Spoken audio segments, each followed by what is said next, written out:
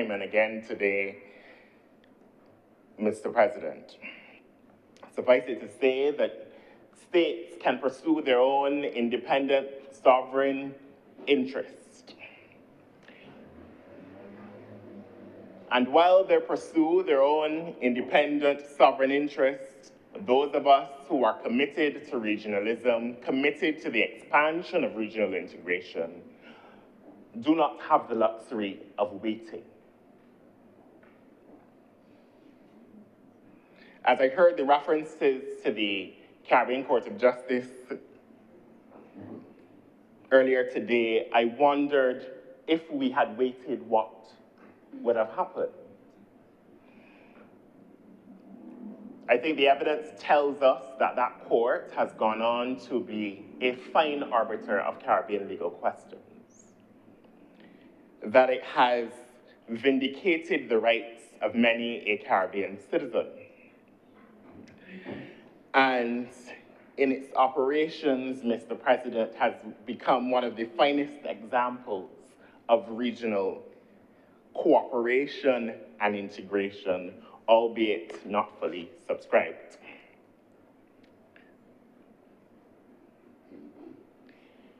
I say that to make the point, Mr. President, that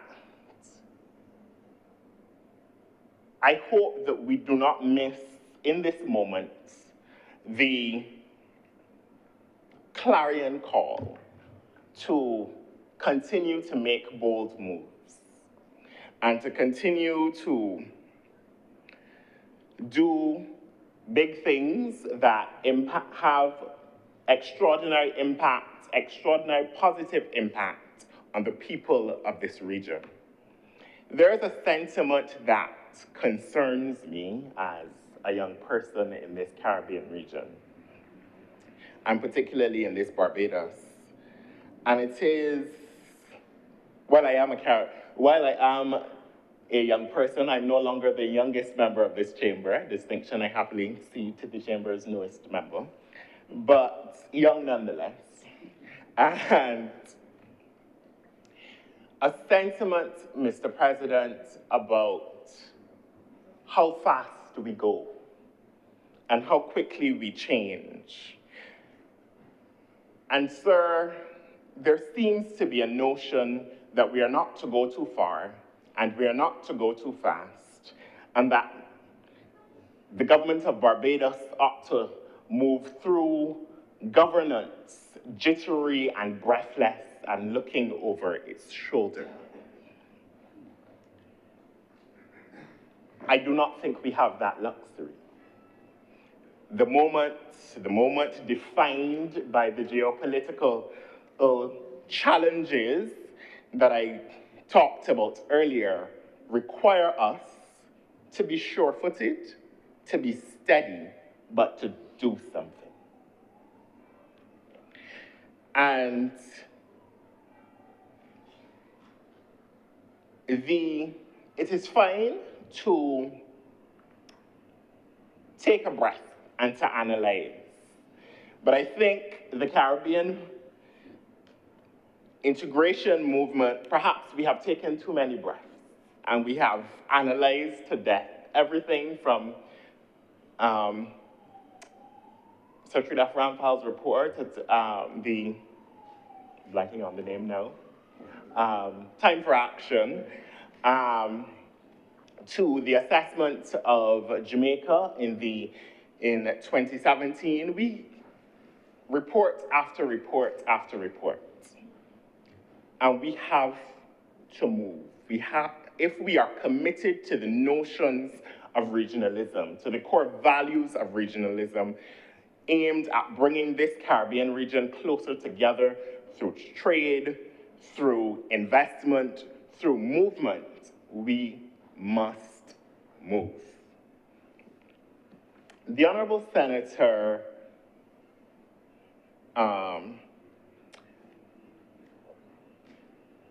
Worrell said a number of things in his presentation this morning. He said that we can't only move when it is convenient. We can't only pursue the aims of regionalism. Governments can't only pursue the aims of regionalism when it is convenient. Mr. President, this is a moment where the government of Barbados is being courageous. It is a moment where the government of Barbados is evidencing a degree of consciousness and conscience, but this is not, Mr. President, about convenience.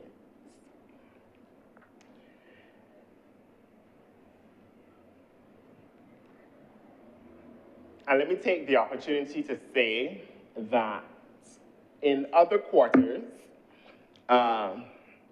there have been a great number of comments and sentiments that have concerned me on this notion of regionalism and on this notion of a closer Caribbean with deeper ties, sir.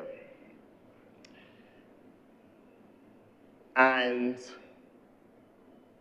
while it is fine to say that, as the Honorable Senator Kevin Boyce indicated, that persons will have some degree of angst and a reaction to the things that concern them, let us be clear that those of us who sit in this chamber and that political parties in the main are not to, well, are not to inspire that angst, Mr. President. They're not to drum up the xenophobia and the insularity. That where there are legitimate concerns, they should be raised and addressed, but certainly in my view, there appears to be a convenience to the narratives that you hear sometimes, a convenience, Mr. President, for political institutions whose track records in recent years on these issues have been clear, some of which you heard today, the ever how welcome wait for a call comment, the indication on the eve of the 2018 election that if a particular political party won the election, we would extricate ourselves from the appellate jurisdiction of the Caribbean Court of Justice. So I don't think that we get to come here and to engage in a historical analysis and to wring our hands about regional travel and that kind of a thing, which is a legitimate issue. But let us be clear about the track record. Let us be clear about the things that we have said and done that are impediments to the regional integration movement. Mr. President,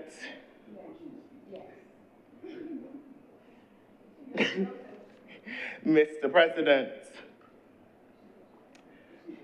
the bill before the House is bold, it is new, it inspires a degree of integration that never long contemplated but never realized in this region. But, Mr. President, the idea that we are going to fling the doors open in Barbados or in St. Vincent and the Grenadines or in Dominica or in Belize, Mr. President, and that this is not properly managed migration, sir, is a misnomer. Mr. President, on a point of order. Yes, what's the point of order? I believe that the Honorable Senator may be misrepresenting what I said with regard to the points about the CCJ. In my presentation this morning, my points about the CCJ was not to say that it was opposed. I said that it was supported by the opposition, by both parties, and that there was no political divide here in Barbados. So I would not want to be misrepresented to think that I was saying that there was a political divide here in Barbados when we adopted the CCJ. That was not my point, Mr. President. So noted. Please press on, Senator Boyce. Thank you, Mr. President. A point of elucidation, if I may. I was never indicating that the Honourable Senator had indicated that there was a political divide on the question of the CCJ in its embryonic stages. I never said that. What I did say, though, is that on the eve of the 2018 election, a Prime Minister of your party indicated that if they were successful in that election to come, just days away, that they would extricate themselves from the appellate jurisdiction of the Caribbean Court of Justice. That is what I said. So, Mr. President, this is a moment for the Caribbean region to come together. This is a moment, the fulfillment of a dream of successive leaders of this Caribbean region. This is a moment for a generation of Barbadians, Mr. President, to fulfill that which our forefathers never got to. There will be, it is my hope that other countries will join the effort. It certainly is my hope that there will be an opportunity to amend that schedule to the benefit of a greater number of citizens of states from across the CARICOM region, Mr. President. But let us not, in all of the concern, much of it, or a great deal of it, in my view, drummed up by particular individuals. Let us not miss the importance of this moment. Let us not miss the idea that, or the reality, I should say, that this Caribbean has the capacity to do big things, to do bold things, and to make a difference in the lives of this Caribbean civilization. Mr. President, to quote a former leader of the Democratic Labour Party, former Prime Minister of Barbados, my apologies, it is dehumanizing and false to view the Caribbean as potential problems. The Caribbean is, after all, a civilization, and long may we remember that. I thank you, Mr. President. Thank you very much, Senator Andrew Boyce. Senator Dr. Drix. Thank you, Mr. President. And I want to start by saying I've thoroughly enjoyed the debate on this bill so far. A bit of cut and thrust, which is necessary sometimes, that is fine. But I really am pleased to hear the type of sentiments as it relates to where we have come from in terms of our position as a country as it relates to regionalism. And I think a lot of the sentiments sometimes from younger individuals is because they simply don't know their history.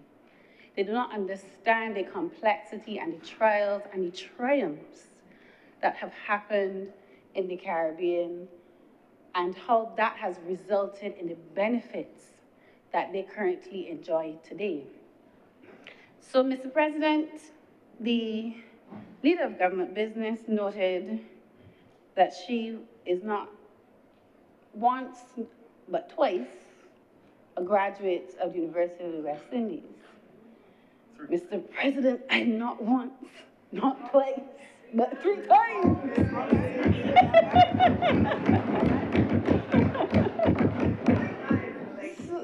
So by my mere education, I would have to be a regionalist. And Mr. President, I had the great experience recently to extend the hospitality to an individual who is not from a member state of CARICOM, but who resides and they're a citizen of Martinique. We, as the leader of government business, were in a foreign country over in Ove, and from the time we heard each other, we knew where our geographical home was. And it is those types of interactions that remind us of our commonality.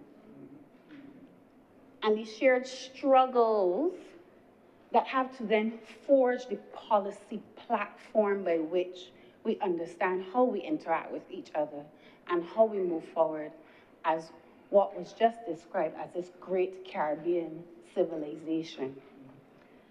Mr. President, I want to start by saying this bill, as it regards to free movement, also amplifies the notion and the clear fact that it is an extremely difficult task to one, govern and manage these small island economies that are open to the rest of the world.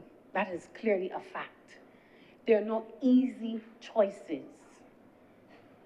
The contemplation that has to go in with the complexity of the problems that we face cannot be an easy endeavor. And some would argue that a central part of our survival is regionalism. We are too small, and we cannot be insular in our national interest to forget that when we go out on the world stage, we do so better together.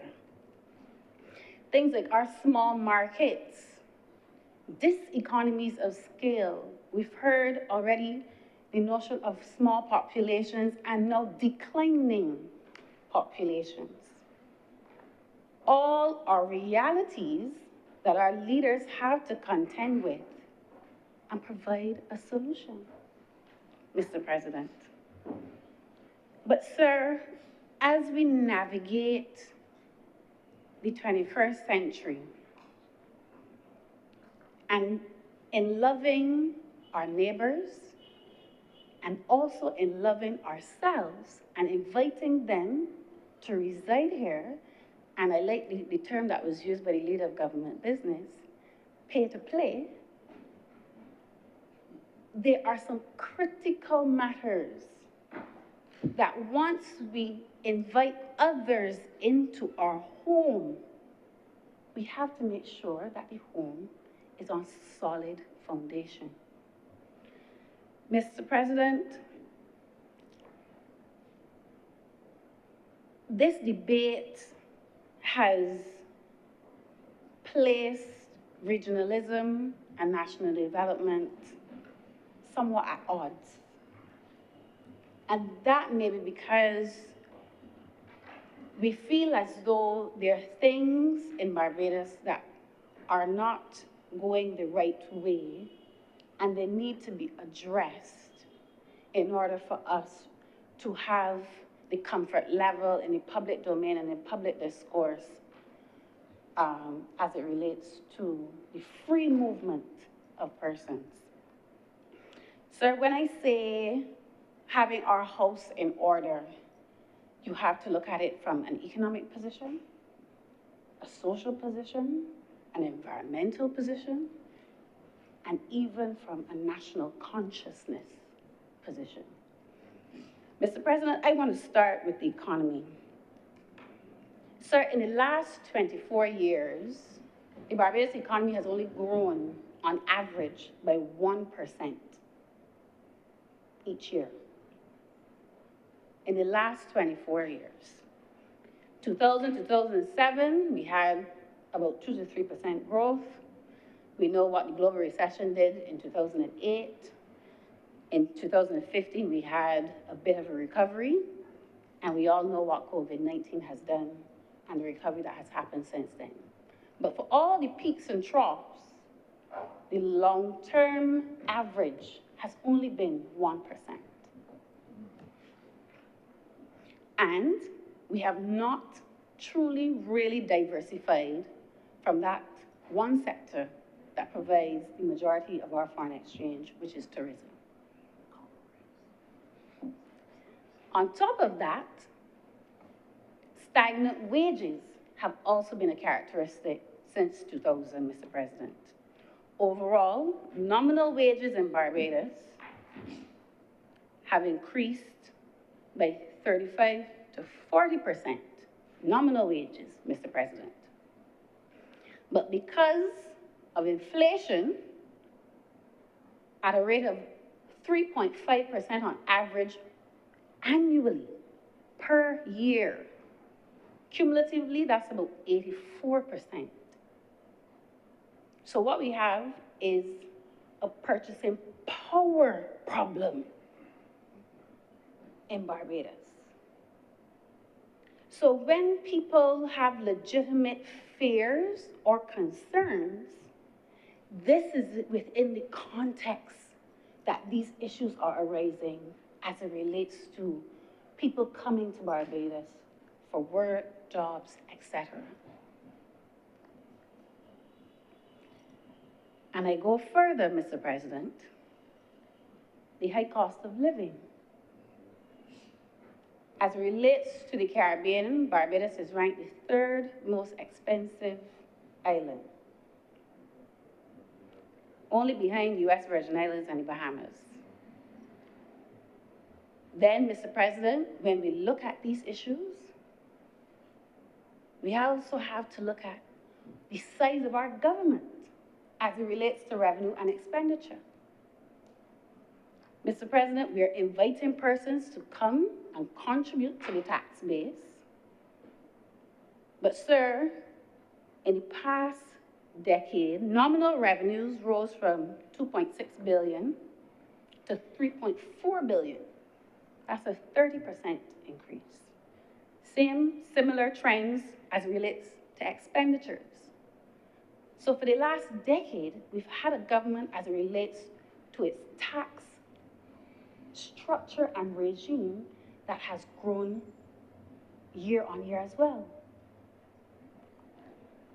Mr. President, and the expenditure that comes from government, a lot of that expenditure is in employing people. The Barbados government approximately employs about 21% of the total employed persons in Barbados. And when you make the comparative assessment, it is one of the highest in the region. So you have a large tax base, you have a government that employs a lot of people, 1 in 5 persons. Jamaica employs about 13% of their labor force, Trinidad 15%. But when you get into the range of where Barbados employs, the government of Barbados employs persons, we are comparable with places like the Nordic countries without the benefit of the type of fiscal space that they have. Sir, we have to have context. There are very few Barbadians, I believe, that have an issue with regional integration. As was said earlier, when you go to the heart of the matter, it has always been a free movement of people colliding with the national circumstance of citizens in the country. And Mr. President, I am of the view we can love our country and we can love our neighbors. And in order to do that and inviting persons to come to Barbados, we have to get our house in order. Sir, I am painstakingly going through this because the idea that because you increase the amount of persons coming to Barbados, for instance, to add to the labor force, to add investment into the country and to grow the pie will likely translate to better outcomes. But that may not be the case. Because you throw money, and this is me being very crass in this argument now, you throw money at a problem, but that does not mean you solve the problem, you just throw money at it. Because, sir, what is being translated here is, as you try to widen the tax net, capture more NIS, that does not mean it translates to better service quality. And I am sure that persons coming from those other countries who've signed on to this free movement also want good service. Because they are also now going to what? Pay to play.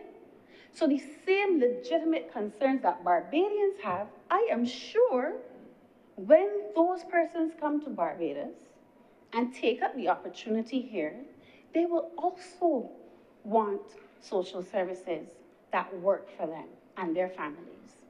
Mr. President, and I believe that that is where the frustration lies, because we have a situation where you have a high tax burden, a high cost of living, but persons, particularly in our middle class, who do not reap the benefits from the taxation that they pay. Mr. President, when we talk about our social services, that we are now inviting persons from across the Caribbean and from these three countries, they expect when they bring their children here to have adequate environments for schooling for their kids. That is an expectation. Mr. President, they expect that they will have the quality of education that is commensurate with the taxes that they will be asked to pay. Mr. President, when you live in a country where the last known official literacy rate was in 2014, was about 99.6% in Barbados, but we don't know what the figure is today, it begs the question, is that standard being maintained in the Barbados education system? Because these types of fundamental things, we don't even know. I mean, I could be speaking out of turn here, but when was the last time we had an official data on our literacy rate? And is that a reflection of pockets of deficiency in the school system, or is that systematic? And do we need to do something about it? I know the government has made various pronouncements and they've put measures in place for educational reform, Mr. President, because we now have to equip children to not just compete in a Barbadian or even a regional context, but a global marketplace, and to prepare them for a workplace that currently does not exist because of how technology is quickly and rapidly evolving. Do we have the capacity to do that? Do we have the creativity to do that? And those are the legitimate questions that we have to ask ourselves, not just for contention, but, sir, to find solutions. That is the reality. I was very pleased to hear, Mr. President, another area that I had the unfortunate experience of having to interact with is the QEH. Not myself, but a family member. And the QEH is one of those primary institutions and cornerstones of our society that cannot be allowed to fail. It simply cannot. And when we say that we may or may not want able-bodied persons coming, productive persons, we don't know who is coming. And therefore, we will have to cater to them. But in addition to expanding the hospital, which I am completely in agreement with, but it comes at a cost. Let us be clear again. We have to have a better understanding of things in terms of the quality of service, such as improvement in patient safety, for instance. What's happening in our hospital as it relates to readmission rates for persons who visited, patient satisfaction. Because if we've learned anything, because we've built a new facility, that does not, again, automatically translate to improved quality of service. Mr. President, and it is not all doom and gloom, because there's an attractiveness to Barbados as it relates to health. Although we might be third in the Caribbean as it relates to cost of living, we're also the third highest ranking island as it relates to centenarians per capita. So we live long. We live long around here, Mr. President. So that is an attractive indicator to anybody who wants to come to Barbados. But I am fully committed to understanding, Mr. President, that there are things and cracks in our system that, if left unattended to, could break our society. Mr. President, I want to also, as I earlier said, stated, there are issues of economic importance, social importance, but also environmental. Because when we talk about changes to the population, increasing economic activity, these also have implications for your energy use and your environmental footprint. Mr. President, things like water resources, as was mentioned earlier, although it is not, Mr. President, island-wide, we do clearly have an issue as it relates to the quality of service to residents in St. Lucie. That is just a fact. The government has instituted a program to the tune of about $2.6 billion, I believe it is, for mains replacement. So to improve, yes, the quality of the service, you also have to, yes, still spend money. But it is then the expectation that there is an improvement in that service, Mr. President. Sir, issues such as waste management,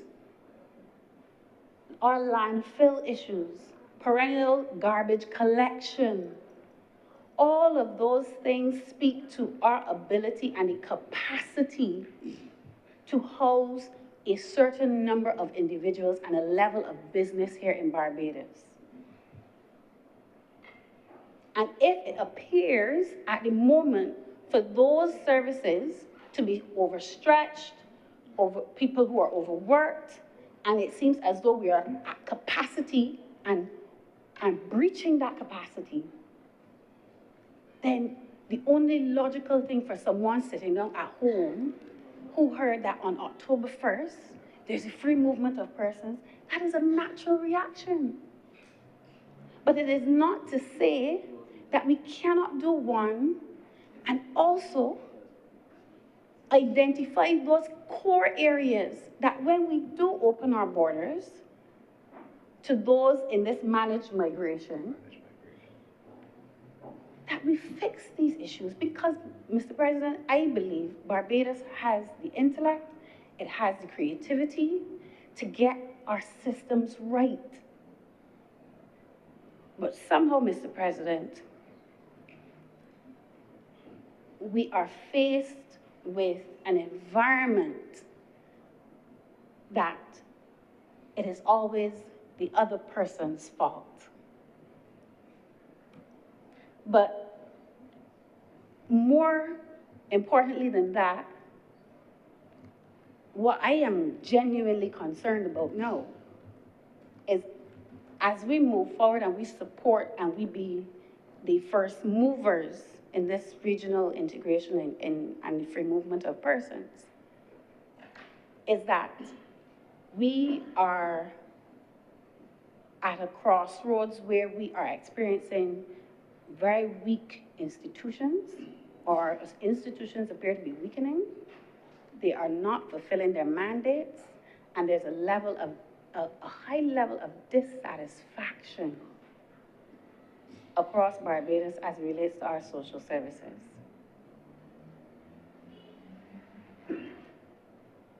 Mr. President, the idea that we have a large problem as it relates to inefficiencies, even when resources are placed within some of our institutions, there seems to be a level of wastage and poor outcomes.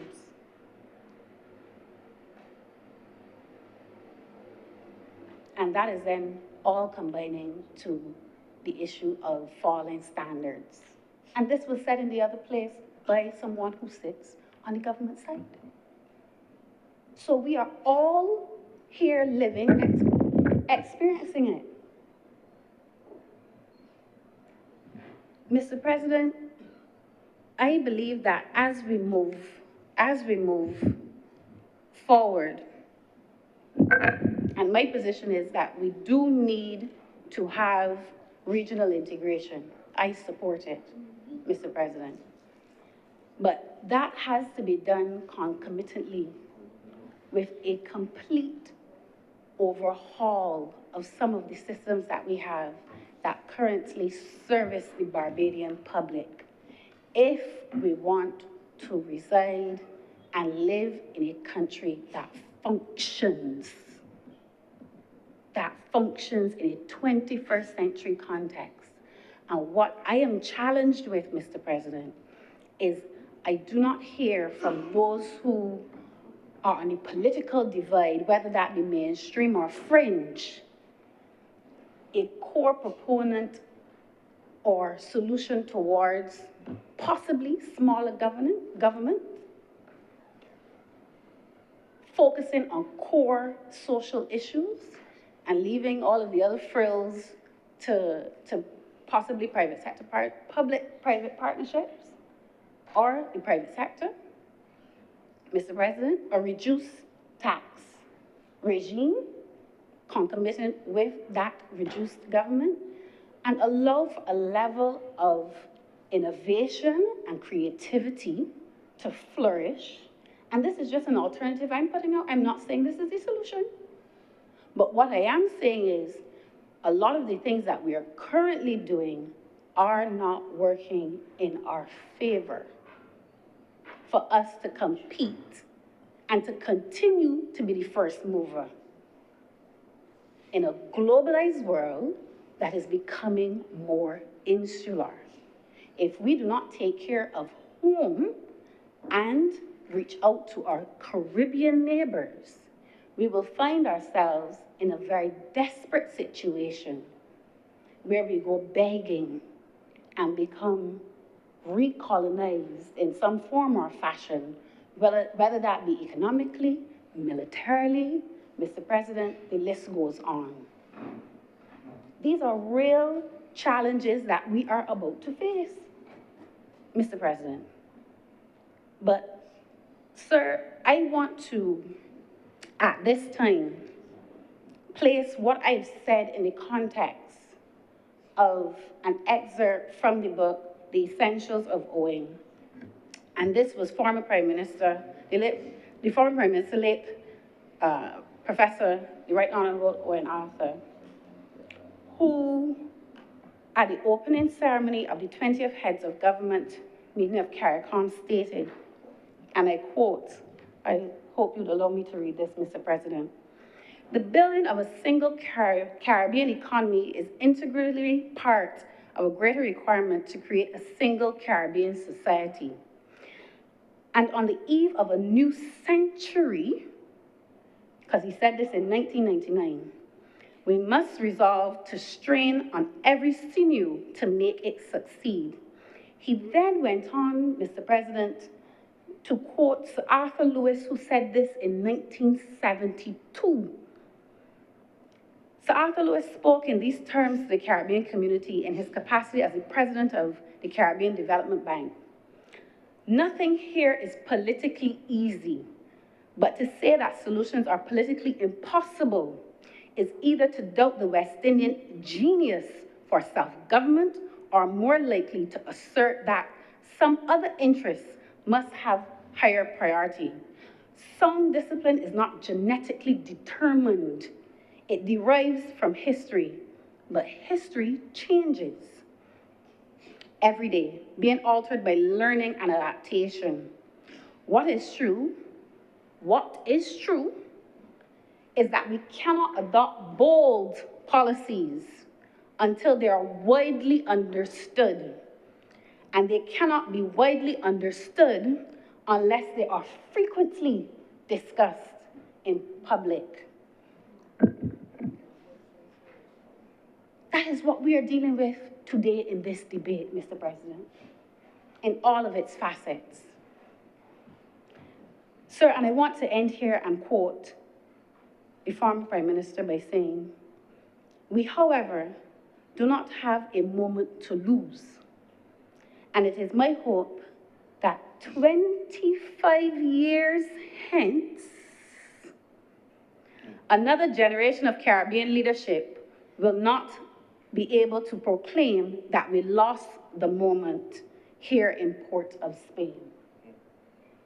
When regionalism and nationalism collide, Mr. President.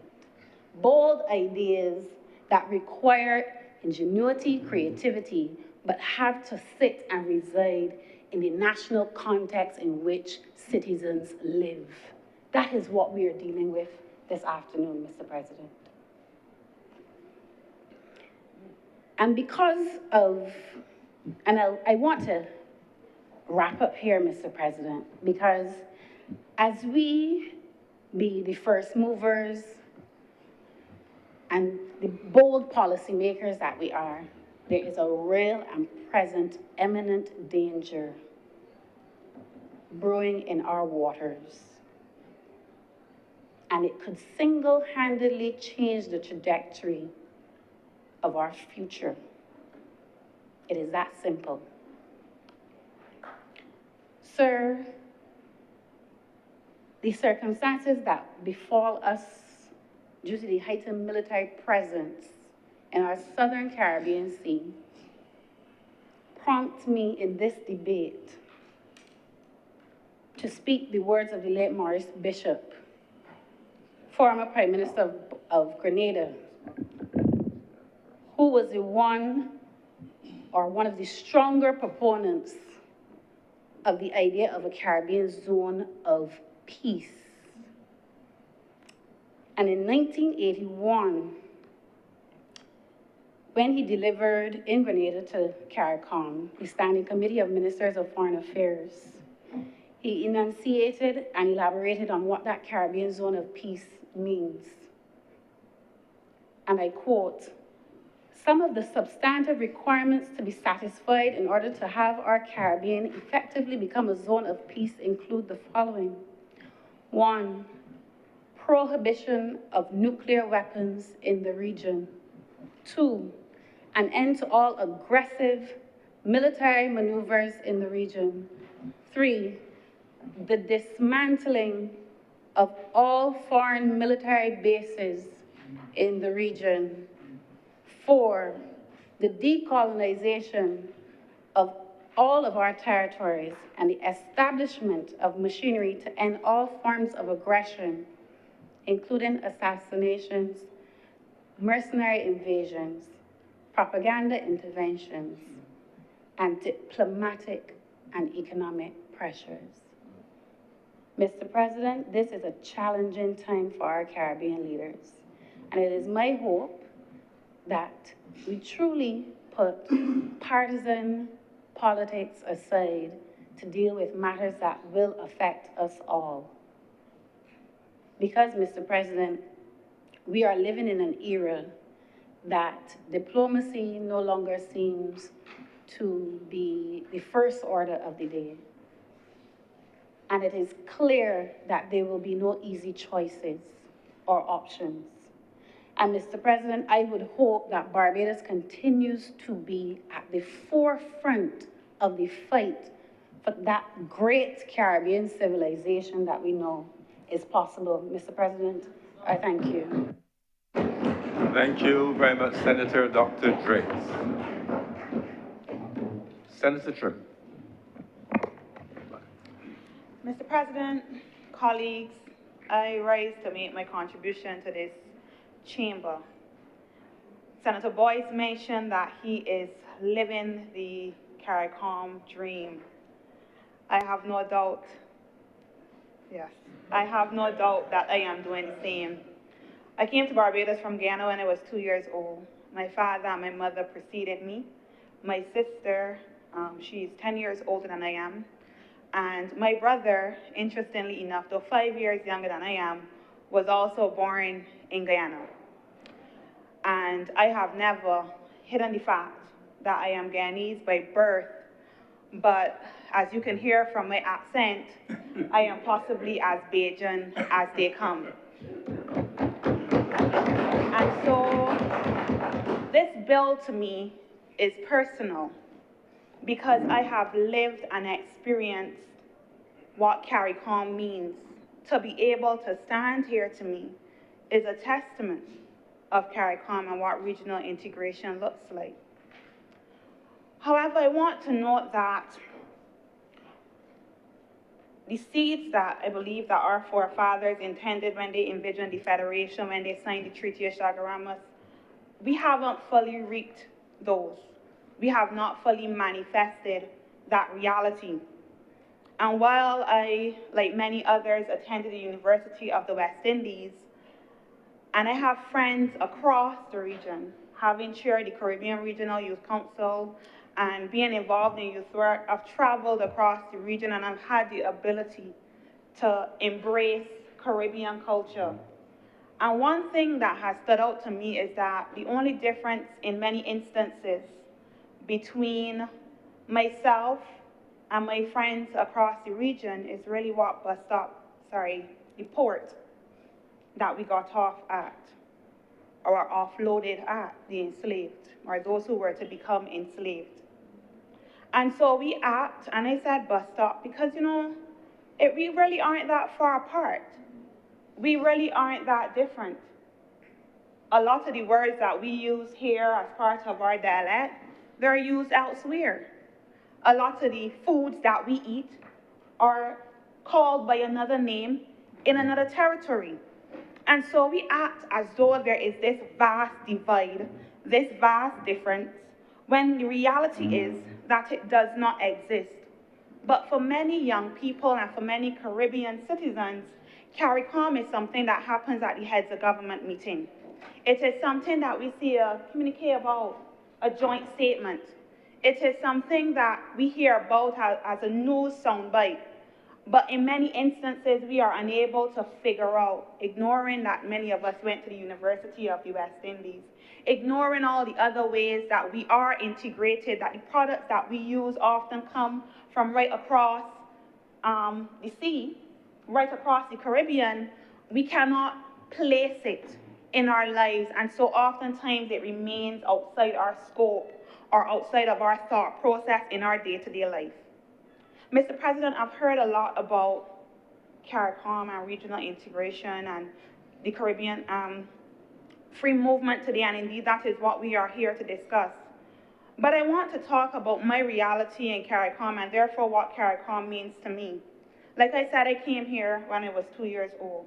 Many persons do not know that the first encounter that I had here, I do not remember this, but my sister and I were deported because we came to meet our parents here. She was about 12, I was 2, and we were deported, and my mother had no idea where we were. My aunt put me on a plane, and Barbados put me right back, and we went home. So my mother was frantic at the airport because she had no idea where her children were, having never been called, and my aunt was frantic because my mother is calling to figure out where her 2 girl children are. But let me skip forward to things that I do remember, because I was 10 years old in 2008, and I remember when they said it was time for a change. And I remember going to political rallies, and I remember how xenophobia rose in Barbados to a deafening noise in my ears. I remember the conversation on the street, similar to some of the things that we heard in here today, that Guyanese were here to take our jobs, that the Guyanese women were taking the men. Moreover, you had a song called GT Advice. And so it fed xenophobia, it fed tension, it fed fear as entertainment. And so when we speak about freedom of movement and regional integration, for some it is theory. For those who have had the privilege to live where they were born, to be among family and friends that they have known all their lives with no disruption, I do not have that. I have never had it. And so when I was younger and these things occurred, I longed to go home. Matter of fact, I acted up so much my father threatened to send me back to Guyana. And my mother said, absolutely not. But instead, I went to school, and a young man from school called the immigration on me because he disagreed with what I said, and he was going to get $75 for me, because that was the bounty on the heads of those who persons considered or figured to be illegal. It was those things. I remember my father coming home from Fairchild Street and telling us how people scattered like criminals, people who had come from work and were lining, because the immigration parked vans and they rounded them up and collected them. I remember my cousin being deported, and we got a call that said, don't worry about nothing else, just bring her things. Either y'all pay for her to go or we will send her home, and she was one of the lucky ones. I remember. It is not a distant memory. I remember neighbors and relatives whispering about deportations, people nervous because if they heard a knock on their door at 6 o'clock in the morning, maybe a neighbor that you had upset was there, had called the immigration to collect you so that they could get this bounty. It was not whispered that the only good Ghanese was a dead one. It was on the street. It was in school. It was in the institutions that we existed in. It was in the Ghanese bench that when I left Barbados to represent Barbados and to go across the region, to represent, I came back nervous that I would sit on that bench and that I would be sent back home. And I say home not because Guyana is where I only find solace in, because Barbados is very much home to me, but because that is what was considered. And let me be clear, in 2008, the Democratic Labour Party, the opposition, was in office. And that fear existed until they left the office. And even after that, having spent so many years here and under this administration, I was nervous to go to the immigration to apply for my citizenship because of the treatment that I received. If that is not trauma, I don't know what is. And there are still persons who refuse to regularize themselves beyond the current status because they are nervous about what is going to happen. I was not illegal. I've been on student visas. My brother has been on student visas.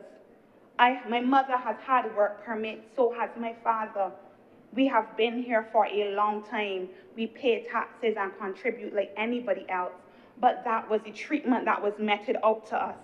And as a child, I knew that was wrong because I felt nervous when my mother did not want to speak, because people would say, well, where are you from? How long have you been here?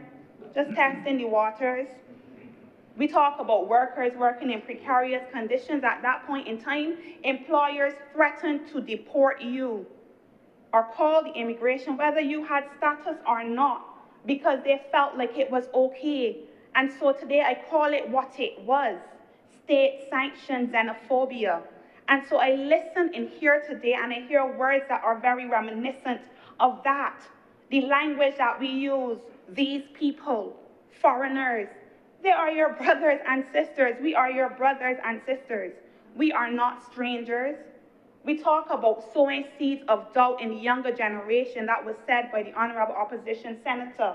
That is what doubt looks like. Because for a very long time, CARICOM did not work for me.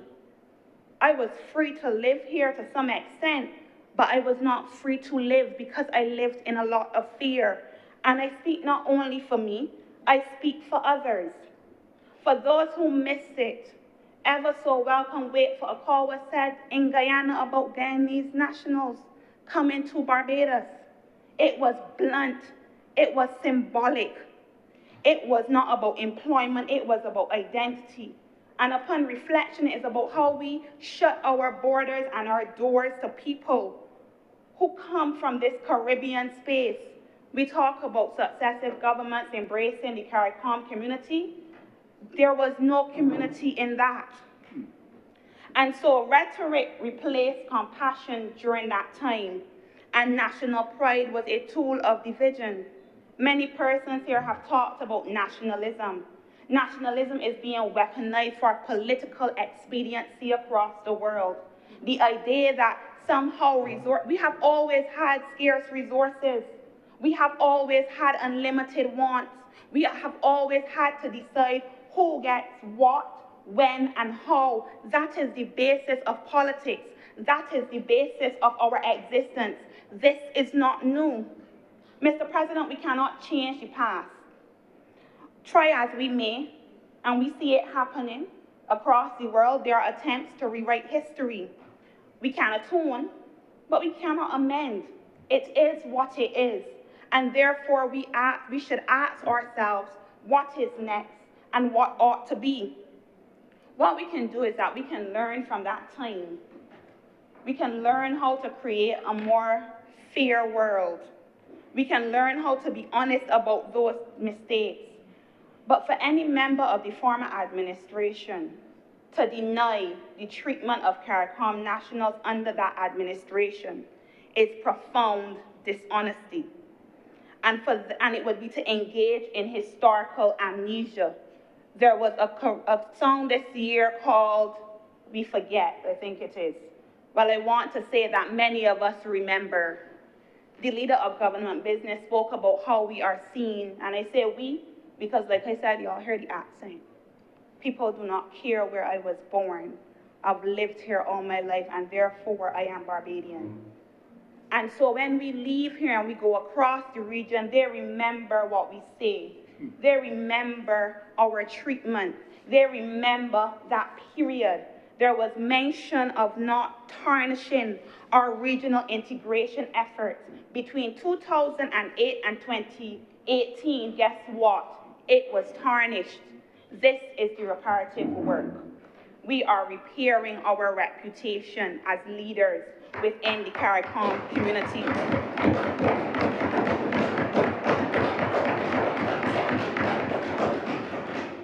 I heard a member on a popular radio show from the opposition, a representative, note that they should bring statistics. And we know, those of us who conduct research, or those of us who have just had lived experiences, that statistics do not always paint a full picture. That statistics may often ignore the feelings that you get because of policies. Statistics, you cannot quantify trauma. And so numbers cannot substitute the impact that period has on the region. And so because these stories are real, because these scars are real, we need real action that comes down to the root of what CARICOM is supposed to be and what the Caribbean community stands for. Mr. President, I believe deeply that words matter, and that for policymakers, language is important. Words become policy, and policy becomes reality. When we speak fear, when we sow seeds of doubt in the younger generation, when we speak in a manner that suggests that we are spewing condescension wrapped as concern, people learn fear. When leaders speak unity, countries are built. We as policymakers carry the sacred responsibility of shaping the tones of our nations. We cannot preach regional integration at summits and boast about our support of regional integration while practicing exclusion or promoting exclusion. I have been listening to the public discussion in the recent weeks, and I find it so interesting. In my mind, it must be some sort of cognitive dissonance. What I have heard today that ignores that for the last couple of weeks, we have had a political party, undermining the idea, not simply because of legitimate concerns, and I'll speak to that a little later, but simply because for political expediency and what sounds good, playing into fears that have existed in Barbados and that we know exist for many reasons. And so we cannot wave the CARICOM flag at ceremonies and then turn our backs on CARICOM citizens in practice. We cannot do this. This government has refused since it's been elected to do so. And perhaps the best example of that was COVID. In a time where people were picking and choosing who to take care of, we took care of all to the best of our ability. Because in times of plenty, you do not show your character. It is in times of need. It is easy to give when you have the world to give. It is much more difficult when you have to give in rations. And so leadership must be consistent, not just in policy, but also in tone, in empathy, and in truth. And I am not naive, and I've listened today to believe that there are not legitimate concerns that are surfacing. We have legitimate concerns. People have legitimate concerns.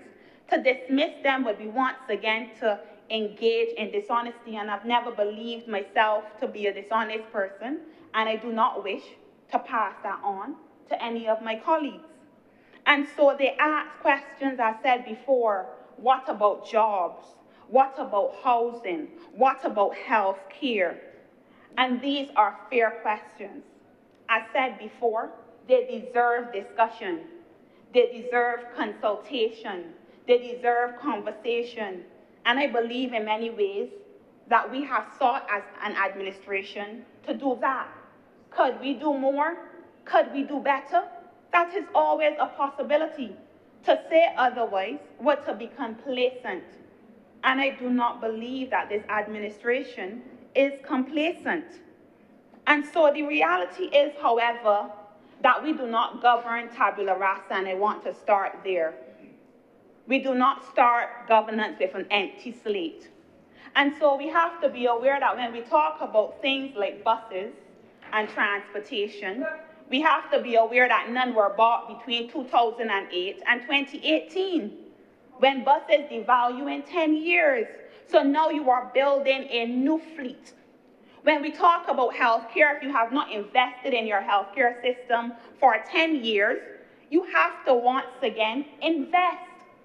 When we talk about social care and social networks, if you have not done that, if you have not strengthened them, if you have not supported them, ultimately, you have to now do it once again. And so we are seeing that work, and that is not to say that we have gotten where we aspire to go, but it is to say that we are on our way, and we cannot stop. But we also, at the same time, cannot stop doing the work in the now, which means that the legislation and this bill, freedom of movement, is not the cause of those challenges, and it will not be their cure. It is to say that these challenges should not be used as an excuse to delay our regional obligations. We are signatories. We have not been forced. And so therefore, if we are signatories, we have a responsibility, an obligation to operationalize what we are signatories to. Freedom of movement has always been a commitment under CARICOM. This is not something that has shocked us. Maybe the shock is that we're actually doing it because we have waited so long. But we was talking about this for how long? Exactly. But the shock is not that it is happening. The shock is that, well, the shock is not that it is there. The shock is that it's actually happening. And so in my mind, to me, to my generation that has been hearing about CARICOM for ages, I think the government should be commended for making sure it actually happens.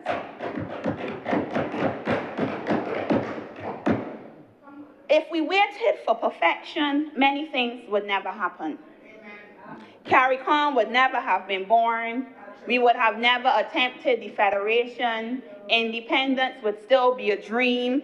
We would still not be a republic and be swearing an oath to the Queen. King now. If this is not an act, a purposeful act of decolonization, I do not know what is.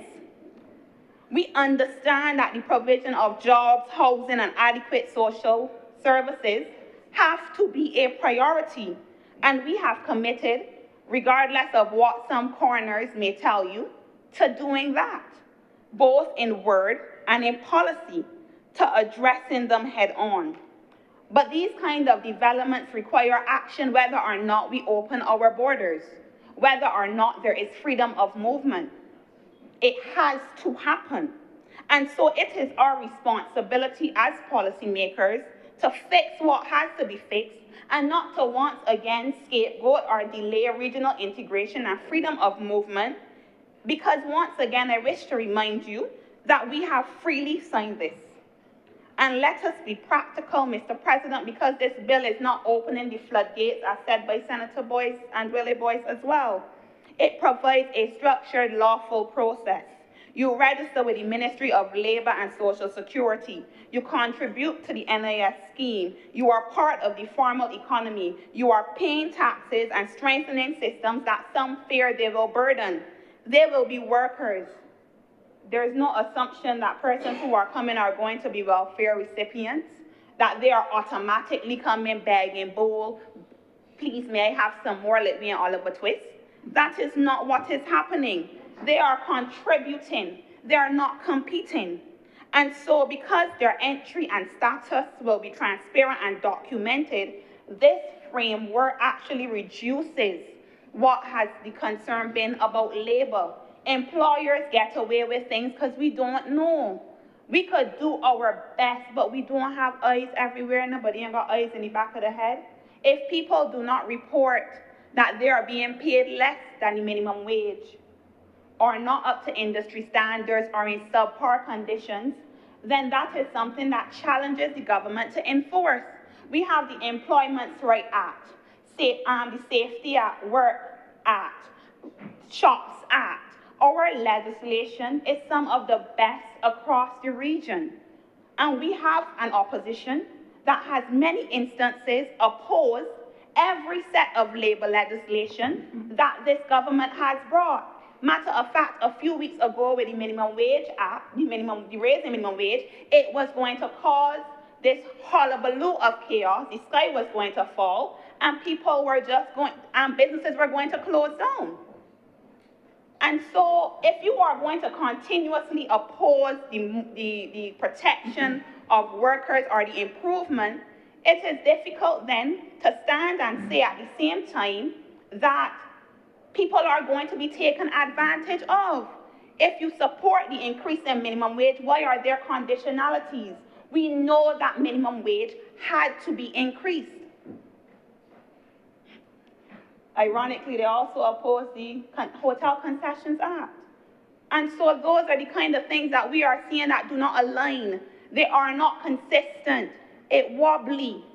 In one instance, you want to see progress, you want protection, you want development. In the other instance, you support it, but. And the buts oftentimes are really politically expedient points that oftentimes should not detract from the work that is being done. And so, let us talk honestly, that is the important word, about the need for better housing and some regulations. Let us talk honestly about the need for more efficient health care. Let us talk honestly about stronger social support. But let us also be clear that those are national responsibilities that the government has with or without this bill. And so those cannot be the scapegoats. I agree that there has to be more public education.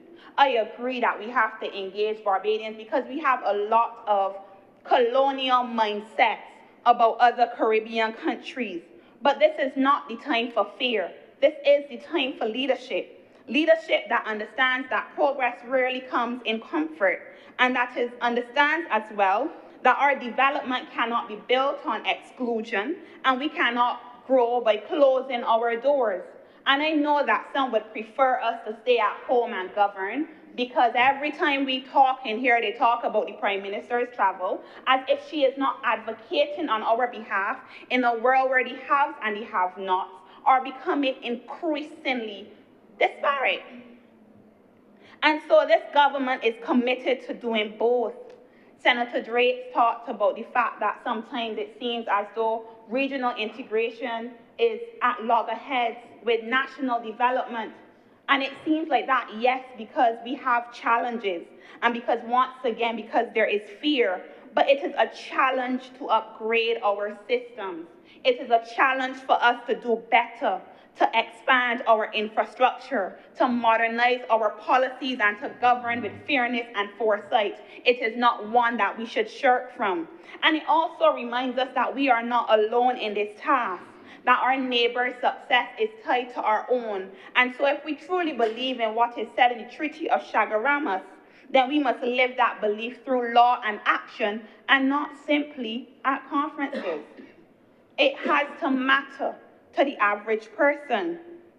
And so I want to say that this is what maturity in governance looks like. We have to be willing, as we lead, to face complexity and not to retreat, and to welcome partnership without fear. And Mr. President, I'm very passionate about this because like I said, I've lived this. And so I've had hopes that one day we would be able to get to the same point or close to that of our OECS brothers and sisters. We in the Caribbean cannot wall ourselves off. It has been mentioned before that the world is changing, and so we have to change with the world. Independence does not mean standing alone. It means standing tall, and for Caribbean, small island developing states, it has to mean standing together. Bob Marley said, "Emancipate yourselves from mental slavery." I'm a Marshallian. And for those of you who knows what being a Marshallian means, that is our theme song. That is our anthem. And he said, emancipate yourselves from mental slavery, none but yourselves can free our minds. And when he said that, it meant that we had to change the way that we think about ourselves. And I want to say that this bill gives us an opportunity to do that. Integration has to come with maturity.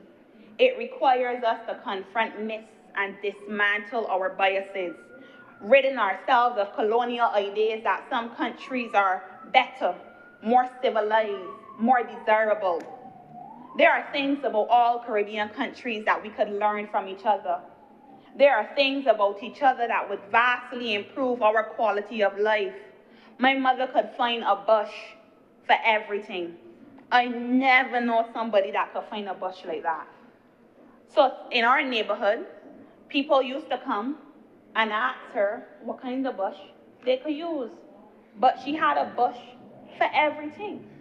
And some things that when I was younger, I would go to school and see and be like, that's lizard food. My mother said it had medicinal properties. And so that kind of knowledge is knowledge that is important in this region. Comparison killed the Federation. We cannot allow it to kill CARICOM. Mr. President, just two more things, if I have the time. 2 things in 2 minutes. Oh, 2 minutes, okay. The first is that we have no issue encouraging our young people to seek opportunities in metropoles. We send them so quickly, we're so excited. We all know somebody there.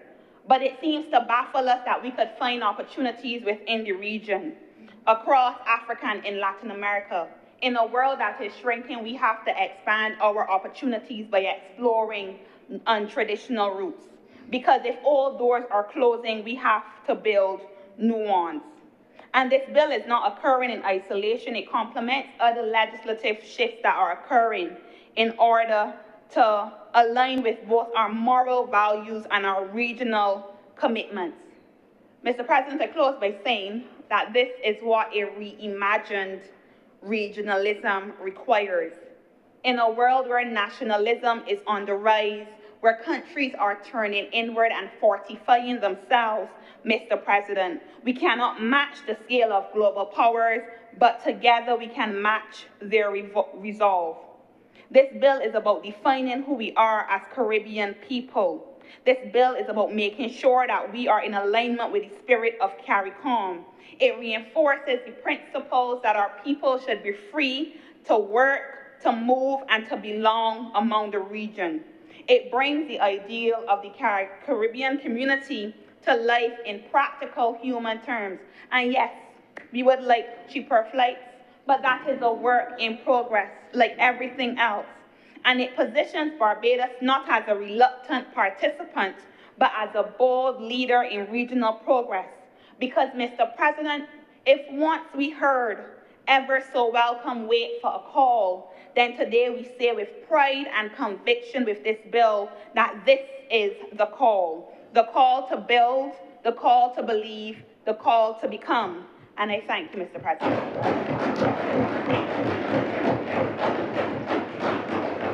Thank you, Senator Trigg. Senator Maynard. Thank you, Mr. President. Mr. President, there are times that I am pleased that I am not obligated. Mr. President, I rise as a Barbadian, as a Caribbean national, and as a CARICOM national, Mr. President.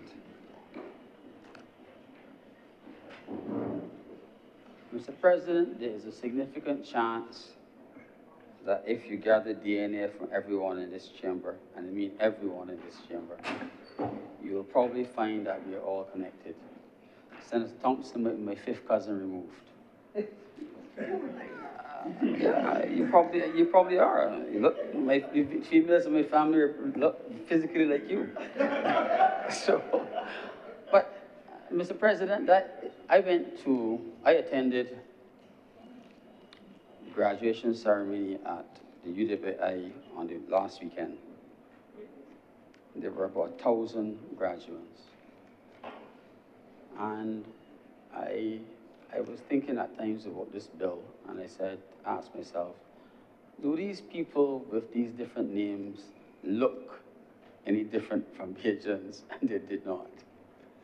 And what it means is that we are all the same. We came to this place and we're all taken off the same ships and then went on to other places. Mr. President, the University of the West Indies is the melting pot of the Caribbean. Those of us who were fortunate enough to have gone there, and I am not knocking the persons who went overseas, I'm only speaking about those who were fortunate enough to have that Caribbean experience and to be able to meet persons from all the other Caribbean islands. I was lucky, sir, to have had my tertiary education paid for by the government and the people of this country whom I serve. And I had a medical class, sir, that had over 115 people in it. And I do not think you can call an island in the Caribbean or a territory in the Caribbean and it would not have been represented in my class. And what I said, sir, was that if you were fortunate enough to attend the UWI, you got exposed in some way to some of the cultural differences among all of us and the similarities. And one realized how much we were the same.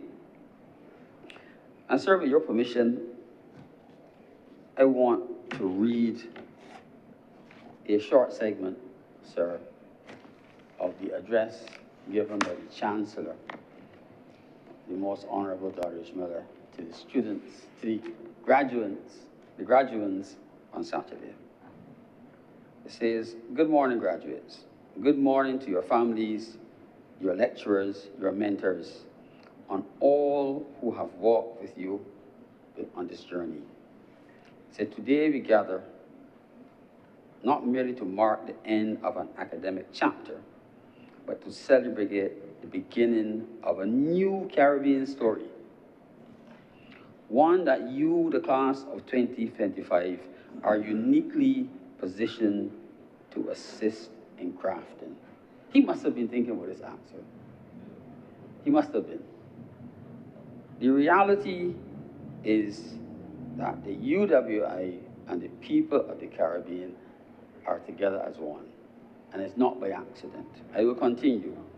He said, you arrived through sacrifice, through resilience, through nights of study and days of doubt, through balancing, in some cases, work and school, family and ambition, hardship and hope.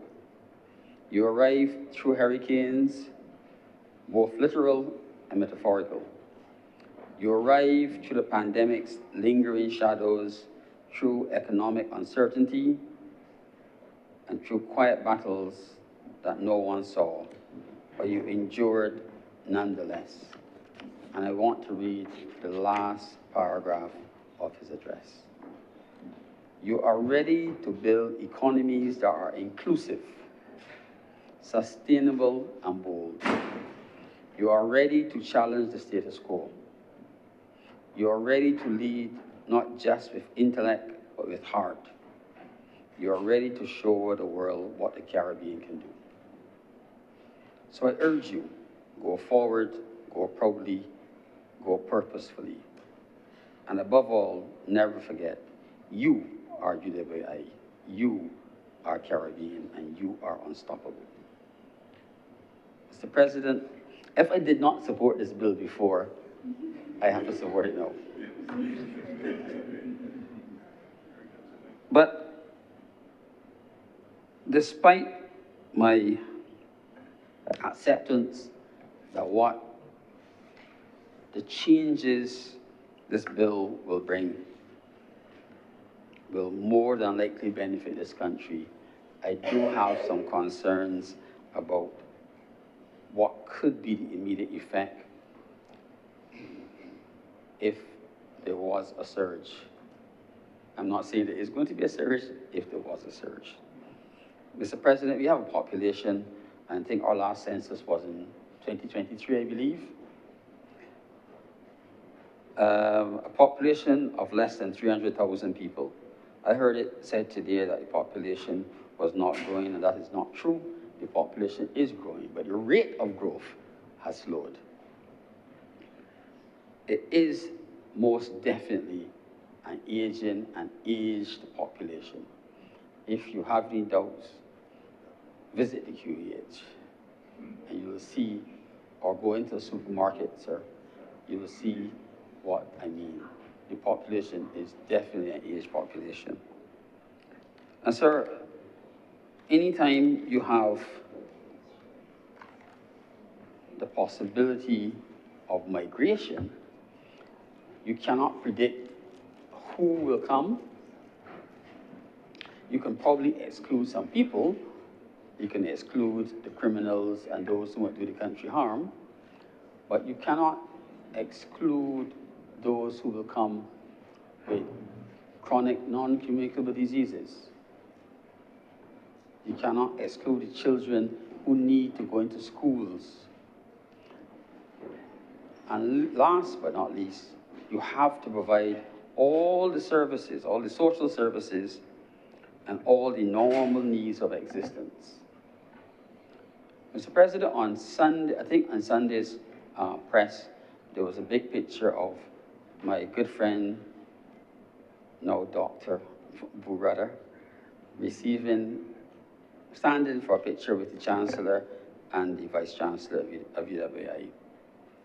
Unfortunately, the caption under it didn't match the picture. And the caption, however, drew our attention to one of the problems of water in this country. And we have stood in this chamber and spoken extensively about water and about energy, and whether having reached 98% capacity for our water supply, what else we can do. So I've asked myself whether with all the issues that we've had with water and all the efforts the our government is making to improve the water and fix the mains, whether at this time, if there was a significant change in our population, whether we will meet all of our needs.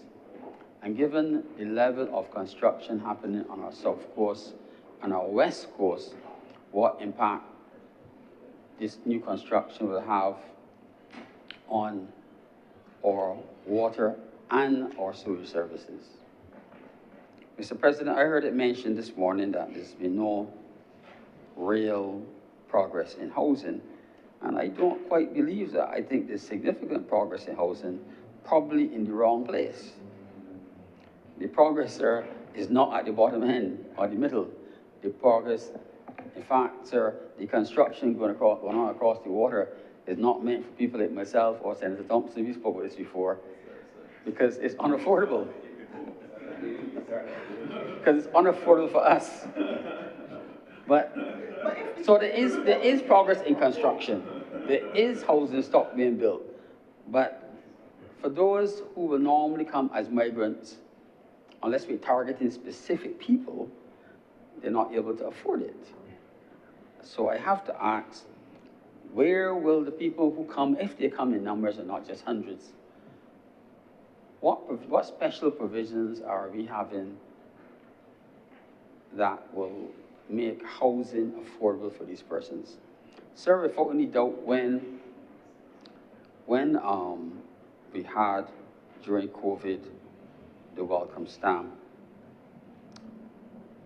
there were changes, sir, in the rental prices that probably reflected the ability of those newer people to pay higher rates, or the market shifted to allow them to pay higher rates. But those rates haven't come down. So rents in this country, sir, if you don't own a property, are now higher, significantly higher as a percentage in 2025 than they probably were in 2020. It was mentioned this morning about people sharing accommodation. I personally, sir, I see no problem with persons sharing accommodation, sir. I just returned, sir, from Toronto, and there are flats that people rent all the time and share rooms in flats and houses. That is a norm, because the rent is too high for one person to pay. What we may complain about are the responsibilities of the landlords to provide adequate services and quality housing to the persons who are renting. Now, sir, the truth is that government's attempts at providing housing have not worked out. We've had lots of educational comments in this chamber as to why and where, and we can see for ourselves. What I await to hear, sir, are the solutions. How will we get all of these properties that are started, not finished, and not occupied into a state of occupancy, so that those young people who are dependent on such accommodation can get access, and those who are supposed to come? What about education? Will we have places in schools for young families who may wish to migrate and bring their children? And even for those, sir, who may wish to pay for their children's education, do we have adequate spaces in our private schools for children to go into? Sir, there's a mention of contingent rights to education, healthcare, and social services. I do not wish, sir, in the absence of my colleague, Senator Walker, to speak on education, on healthcare, sir, but there will be adequate time, I believe, to do that. But healthcare has its own issues in terms of capacity and the movement of patients, particularly, and the speed of movement of patients, particularly in the tertiary care system. I do not wish to say I told you so. However, sir, I have to say it. I did say that if you expanded the A&E before focusing on the problems of flow in the hospital, you would only make it worse. And sadly, sir, for the sixth time, it has come to pass. I wish, sir, to dedicate tremendous energy and all of us that you can help to fix it. Now, sir, we spoke, most senators today spoke, with the exception of Senator Trim, as though Barbadians were readily accepting of others who came or will come. But I have a big surprise. I am now old enough to admit that we are terrible at discrimination. I see it in healthcare. The discrimination, sir. I see it in healthcare where persons who are entitled to public care, who speak with a non-Barbadian accent, will be slowed or sometimes denied, not by the healthcare professional, not necessarily by the doctor or the nurse, but by the clerk, who might say, well, you have to pay for that scan. And in fact, you're entitled to have the scan for free, or you're an emergency, and we do provide emergency care. But sir, I'm reminded of, and I'm not bashing, I'm reminded of a memo that came from a certain Minister of Health that said that persons who are not Barbadian citizens or permanent residents are advised to seek health care in an institution other than a QEH. I've kept a copy of it. I've kept a copy to remind me of how far up the ladder the discrimination goes. Sir, I would like to appeal to all of us, Barbadians, non-Barbadians, please do not discriminate against our Caribbean brothers. We Barbadians have had the privilege for a long time of traveling within the Caribbean and migrating within the Caribbean. And if you go to Panama and you hear a name like Verde, it is really a Barbadian green that has been changed to Spanish. We have spread our genes all over the Caribbean. And some of the persons that we discriminate against when they come here are our brothers and sisters who have returned. So I wish to close by, and if you remember nothing else that I've said, it's only this. Please, we must not discriminate against our own families. Thank you, sir. Thank you very much, Senator Maynard. Senator King. Thank you very much, Mr. President. I rise to wholeheartedly support this bill. I don't think it is any surprise to anyone that I, like Senator Trim, would be passionate about this. As an artist, I can say here, without any reservations, that the Caribbean has supported my journey and my profession as an artist, from the Bahamas all the way down to Guyana. And it would be remiss of me to even conceive not supporting anything that gives us the opportunity to really realize the potential of the creative industries themselves within this region. Sir, when we look at where we are today, I believe those persons who were members back then dealing with the Federation, wherever they are today, I believe that they'll be counting on us to do the right thing, to finish the job that they envisioned but were unable to complete. I want every single one of us in this room to think seriously about what this means, not just for ourselves, but for future generations. It has been mentioned over and over and over that the world is becoming more and more insular. It means that we ourselves as a region are going to be like, there's a t-shirt that says, Barbados against the world. Literally, you can expand it to be the Caribbean against the world.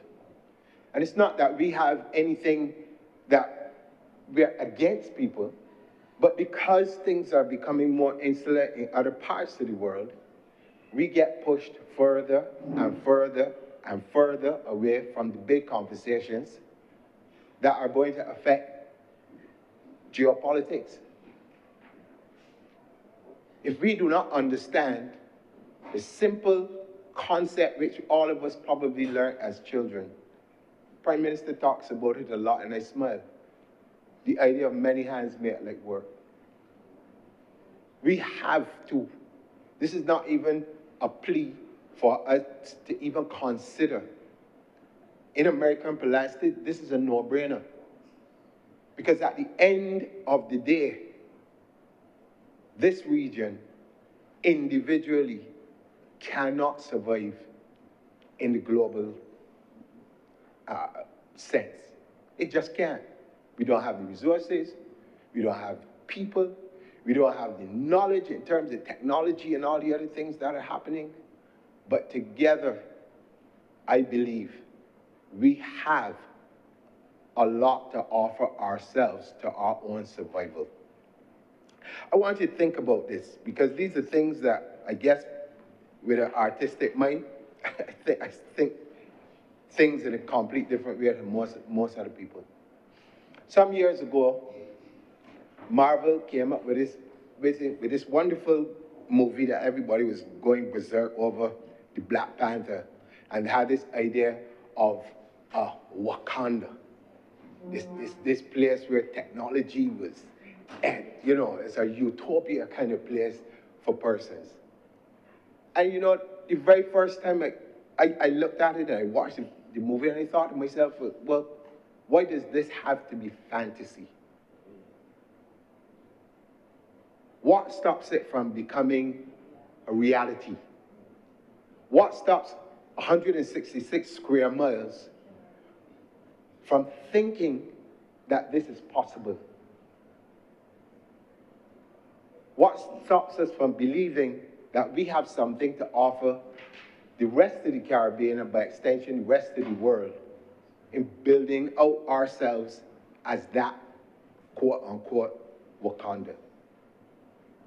That place where people in the region feel that they can come and excel from education to business, culture, innovation, whatever. Oftentimes in the manifesto, we talk about Barbados becoming a hub.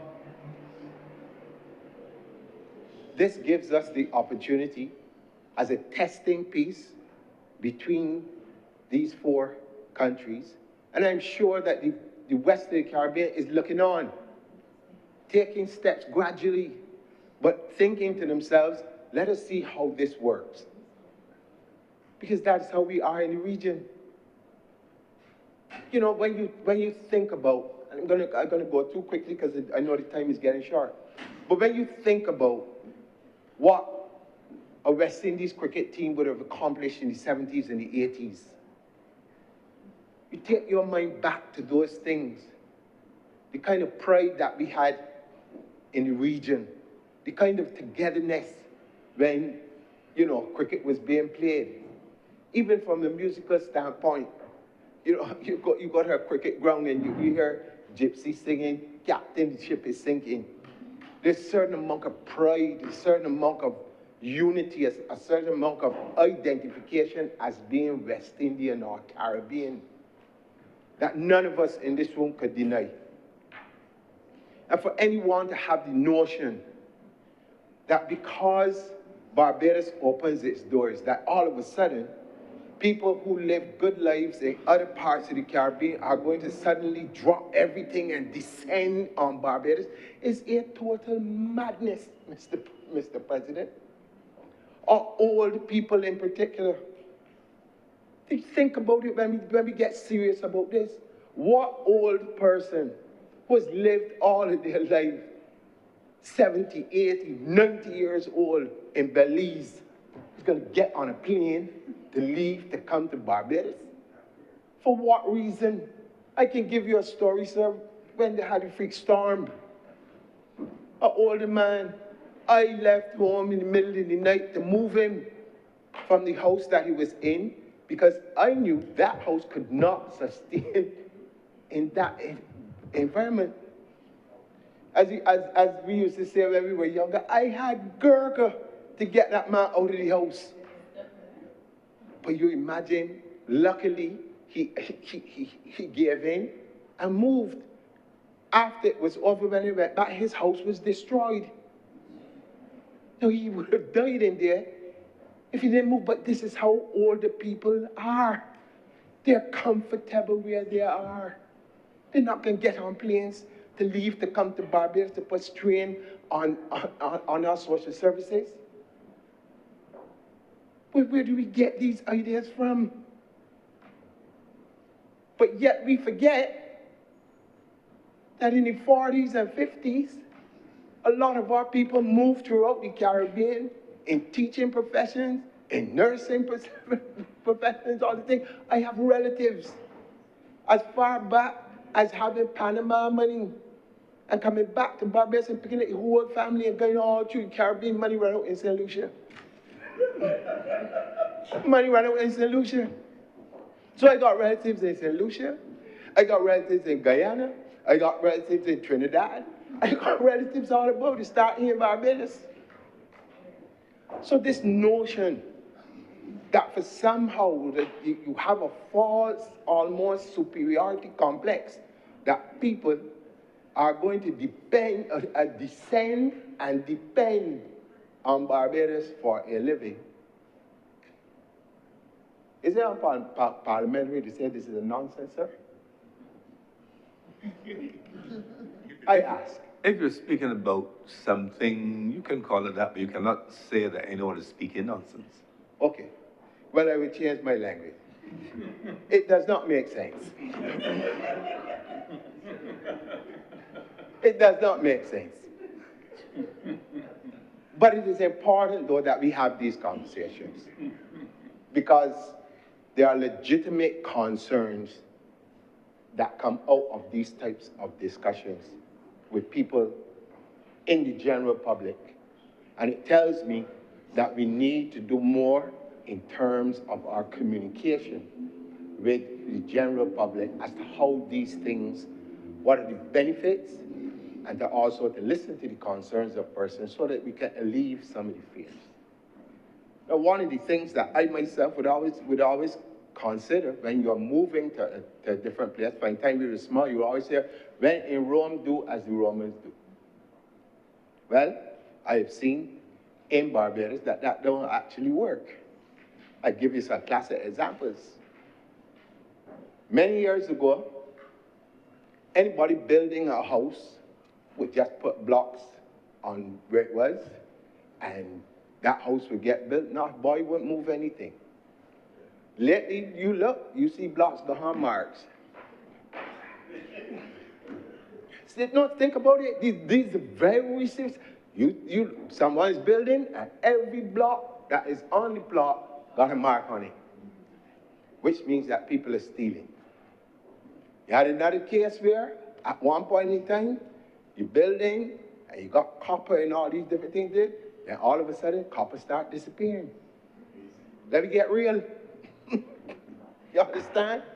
Different culture, different headset. which means that when we are doing this, there must be some sort of programs that are put in place for, I guess you would call it, climatizing people, culturalizing them, whatever terms you want to use, so that you know that if you are coming into Barbados, these are the standards within which we operate. This is the culture. All of these things, you have to take them into consideration as you move forward. But we cannot find ourselves being in any form, shape, or fashion similar to our neighbors in the north. It just does not make good sense. And we can't always use these forums to project fear into the society. I've said it many times in this room. I came through the era in England of Enoch Powell, speaking about the darkies that they want out of England.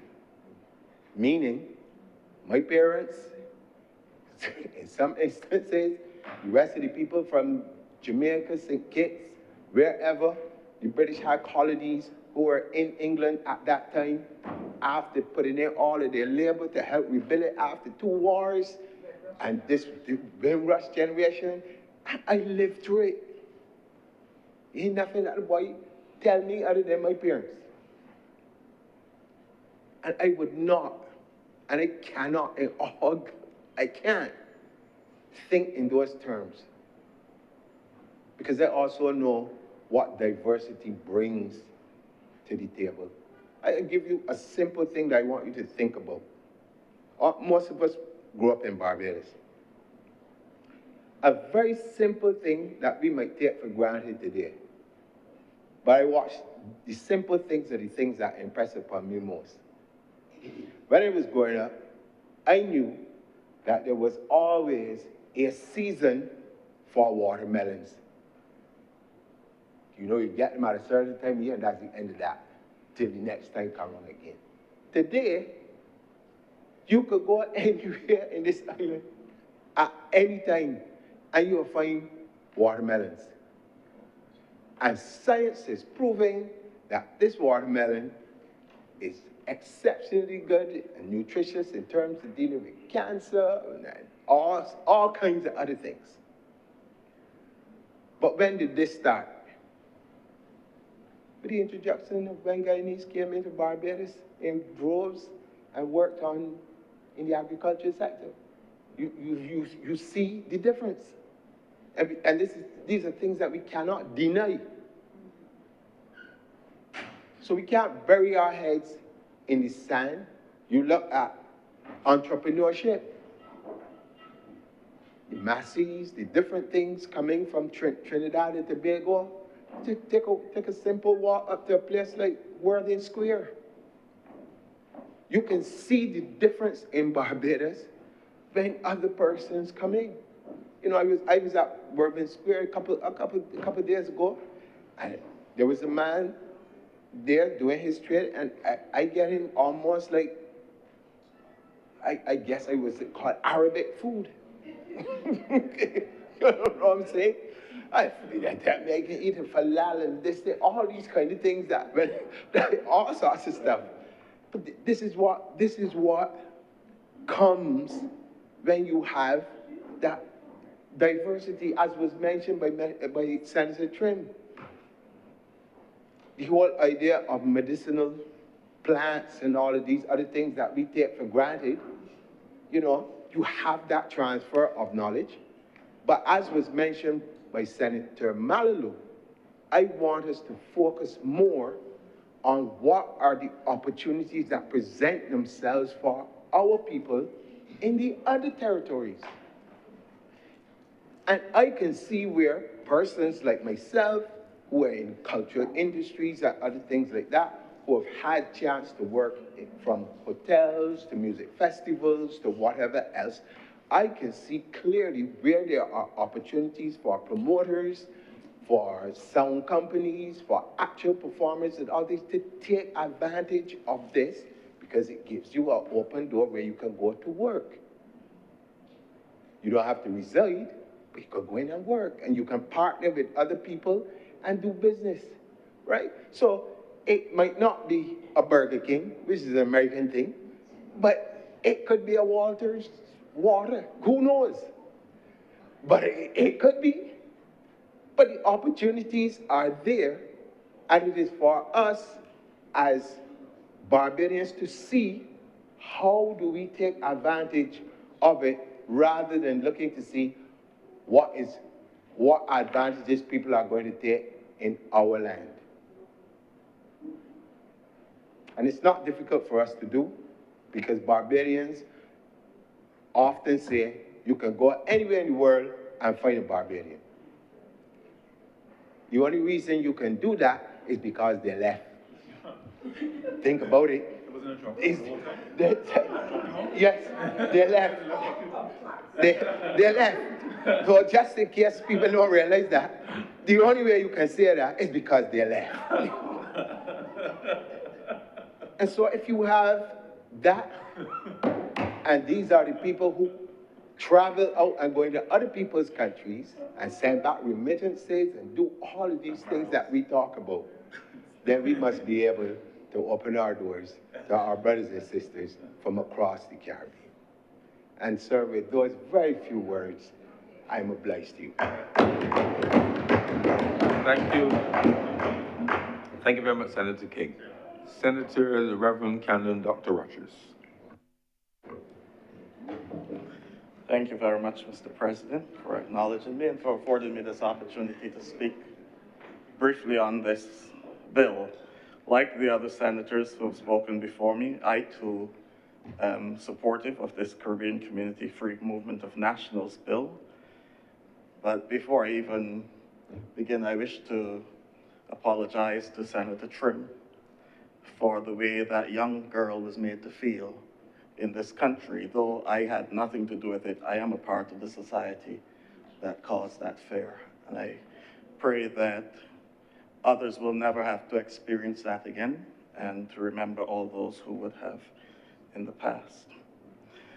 And part of it comes, sir, because of a particular aspect of this bill that perhaps has not been focused on before. It was Senator Morris who said the problem has never been in integration, but freedom of movement. But at a more granular level, it's not even freedom of movement, it's freedom of mass movement. And I wish to couch my words in the words of Walter Rodney, who said in his great work, How Europe Underdeveloped Africa, whenever two civilizations meet, both are changed forever. And that in itself, sir, can cause the type of fear and trepidation that some persons may see surrounding this bill. But as I said, the problem has never been movement, it's mass. Because I too, like some of the other senators who have spoken, would call myself a Caribbean person. I was born on the island of St. Martin to an Anguillian father and a Barbadian mother. My paternal grandfather was from Marie-Galante, the small French territory. I have a brother who's Kittitian. I spent 2 years of my life here in Barbados, and then I migrated to St. Kitts for 11 years. And I can always remember in St. Kitts, where I lived in Keon, I could sit there on the rectory wall and see when the lights are going on in St. Martin on a clear day. And when you drive around the island, you can see St. Eustatius, you can see Saba, and you can see all these islands, so you knew you were not alone. You always felt you were a part of something. If you went down to the Bay Road on a morning, you'll see the Nevisians coming across on the boats, and you look across the water and Nevis is right there. So you always felt like you were surrounded by others, and others were not a danger to you. They were not a threat. You never felt threatened by them. But Senator Trim's experience and mine in coming to Barbados are different, Because as I would have said on several times before, when I came to Barbados, I thought it was paradise. Especially going to school. I mean, the benefits that you had in terms of what was being offered to you in the school system was like nothing I'd seen before. But I came just as a family from somewhere else. Senator Trim came as one who would have added to a group that was here. And whenever you have groups, persons perceive, and it is true, because once there's a group, you tend to hold on to your cultural ideals, rather than if you're an individual, you assimilate more easily. And so persons always feel threatened by groups. I'm not saying that it is the right thing that should have happened, but I believe that is what happened to us. And it goes back to our history, because as Black Stallion would have said, for us of an African descent, we made the same trip on the same ship, but we were just dropped off at different places. But the Caribbean presents a wonderful study of spatial isolation in the human system. Because in biology, there's this area of study in ecology called spatial isolation, where you can have a particular species and it can get separated by an island, a piece of an island breaking off, or some group moving somewhere else, and the conditions are different. And over time, those two populations develop in such a way, because of the different conditions, that if you put them back together, they do not even mate. Well, I don't think that has happened to the Caribbean people, but certainly on a cultural level, a lot happened in those 300 years after we came on the same trip, the same ship, because we did not all experience slavery in the same way, or post-slavery in the slavery. Because the thing about Barbados, Barbados is the most anglicized country in the Caribbean. We never had the mass group of East Indians or Chinese coming in as happened in Jamaica and Trinidad. And so, for example, in Jamaica, we saw changes in how, when the two groups met, they influenced each other, to the point that in 1913, Jamaica had to introduce a law that banned a substance called Indian hemp, what we now call marijuana. And why did they have to do that? Because the East Indians brought it with them. It was a special plant for them. And they were also allowed to bring their spiritual people. And one group of Indian spiritual people is a group that are called the sadhus. And the sadhus are guys who wear locks and walk around all day smoking marijuana. But they pray for people, and people feed them. When the Africans in Jamaica encountered them, they were moved by them. And they started doing the same thing too, but they forgot they had to go and work. So productivity fell. And therefore, the law was introduced to ban this thing because it affected productivity. So that is one way in which, when two cultures meet, you can have a negative impact in some way. But we've seen the positive side of it. For example, if you speak to an Afro person from Trinidad, I mean, their experience is different because they have commingled with the Indian community in a way that has changed their outlook on life.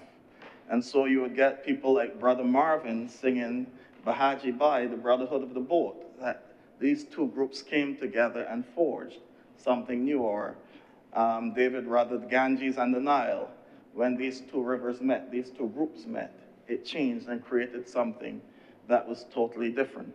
So there are positive aspects and there are negative aspects to when two cultures collide. As I said, what has happened to us is that over the 300 years of slavery, there wasn't any travel really in between, and certainly not mass migration. This particular bill is introducing something new. which is the possibility of mass movement, even though, as many persons have said, we do not expect it to happen. But the question is, what happens if it happens? What happens if it happens? And it's really a question about what kind of Barbados are we bringing people to? What kind of Barbados are we inviting people to?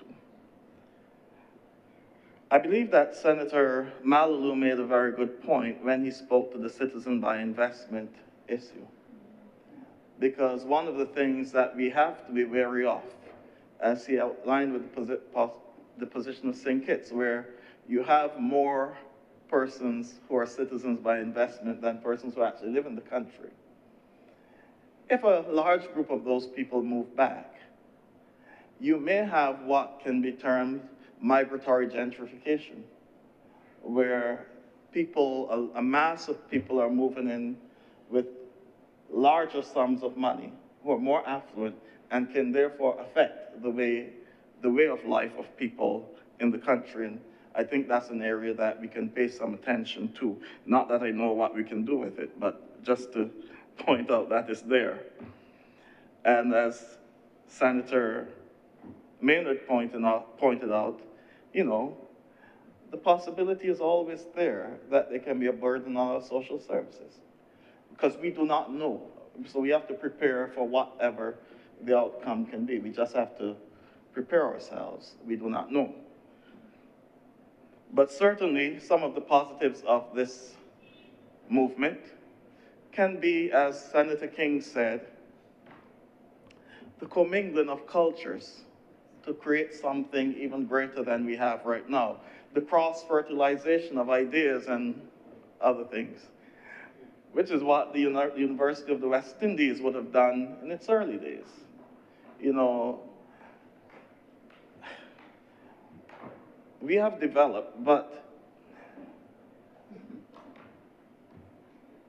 I believe the University of the West Indies, in its initial idea, was one to produce cross-fertilization throughout the region where people intermingled with each other. But then suddenly you started having every campus having the same thing. And therefore that restricted the desire to move. Not that I don't know that we can change that now, but I'm just saying that it helped. And so you got Mac Fingal with his Calypso, no Bajan, because when the boys went down to, when the gentlemen went down to Jamaica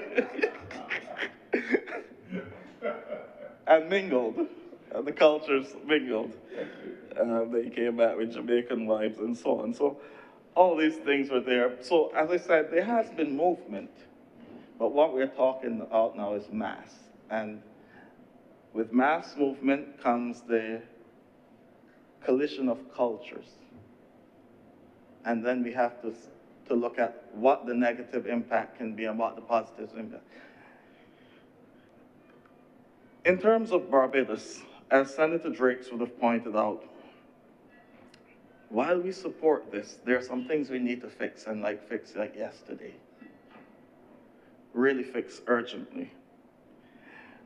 Our Minister of Home Affairs said just a few days ago that many of the people who are going to Dodds are now teenagers. Teenagers in Barbados. It means that something is wrong with the social fabric of this country. Something is wrong with our culture. That's not what our culture used to be. And I dare say that an integral part of Barbadian culture that people do not like to talk about was church. Your faith. That is what helped to shape the society. And when I say faith, I do not mean any particular denomination or anything. Some church. You go and get some church when Sunday comes. So you will hear most Barbadians of a particular vintage say, I used to go to church in the morning and then Sunday school at a different place in the afternoon and all that. Get some church. And that was a part of our culture. When you went to school, you got more church.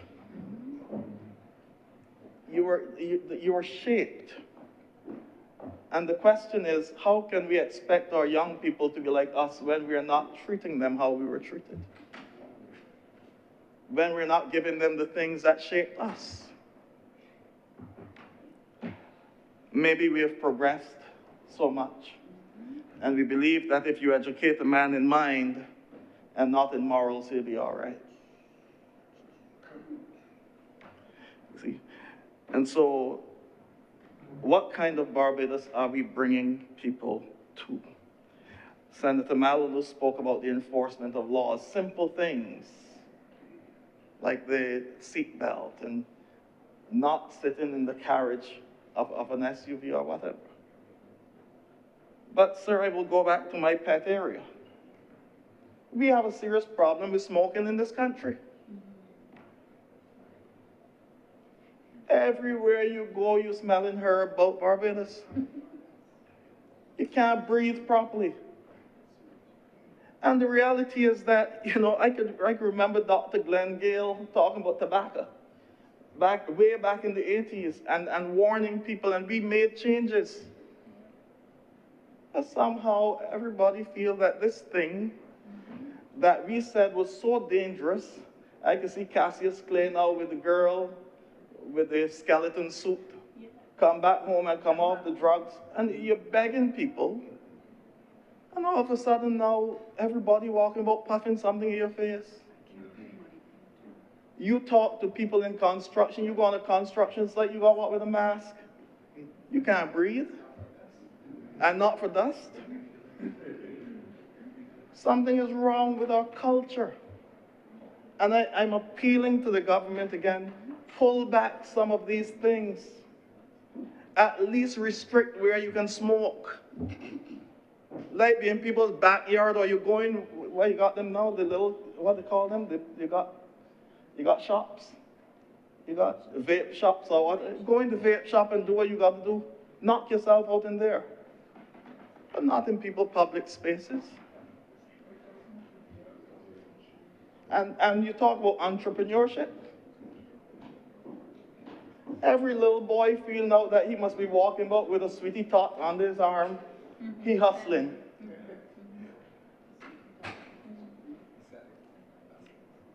He hustling. Well, I saw some the other day, they're not walking with sweetie tots anymore. They went and buy a whole basket thing, the plastic container, so they expand the business. And that has to be illegal. It has to be illegal. But right there in the open. So something is wrong with our culture. And so when we bring people to this country, when you bring the impressionable little young girl like Miss Trim to this country, what kind of Barbados is she coming to? When her parents decide to migrate because the father got a job or something, or just want to seek something better, and she comes and has to go into a school, what is she going to see? And so this bill is a little larger than what is on the paper here. And I want to implore us, I support it fully because I am one who has benefited tremendously from migration. And as I've said before in my first speech in this chamber, sir, I said I'm probably the most unlikely person to be here. It's not where I expected to be in my life because of where I came from. But I have always been and always made the determination that Barbados educated me, and whatever I have, I will use for the development of this country. And I know that there are others who will come and will endeavor to do the same thing. But when they come, let us create the type of environment where their children can thrive. Where some of these things, these nefarious things that are destroying our own young people, will be expunged from our society. And so I wish to commend the government for bringing this bill and being front runners in the region on it. And to just encourage all persons out there who are listening that there's nothing to fear in our Caribbean neighbors. There's nothing to fear in the others who are out there. They are our brothers and sisters. We may have experienced 300 years differently. There may be some nuances and some wonderful things, new exciting things that we can learn that can help us to develop. Let us embrace each other. And as has been said, conscious of the geopolitical situation in our region now more than ever, we must integrate as a people. Because as we've seen, as I said years ago, when a group of our leaders abandoned our people and went to sit in a mud room in a mansion in Florida, they betrayed the people. Because from then, the person they went to meet had already shown how he feels about us. And no matter what people offer, if we have to suck salt, we'll suck it together in this region. But we will work together as a people. We will work together as a people, and we will forge our own destiny. And we will not be bullied. We will not be bribed. We are a people. It was C.L.R. James in his work, Gramsci's Conversation on Hegemony, who said, nobody has ever asked what the West Indian man is capable of. Nobody knows what the West Indian man is capable of, because nobody has ever asked. This situation and the current crisis is asking us, and we must answer boldly that we are a proud people, and we are one people who have come from different places, even now. But together, we will build a strong region that will be a force to be reckoned with in our world. I wish to thank you for this. Thank you, Senator Reverend Canon Dr. Rogers. Senator Walters.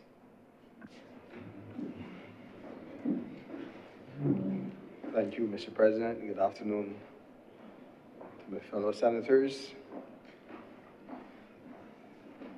It is good to come in the afternoon when it is peaceful and quiet.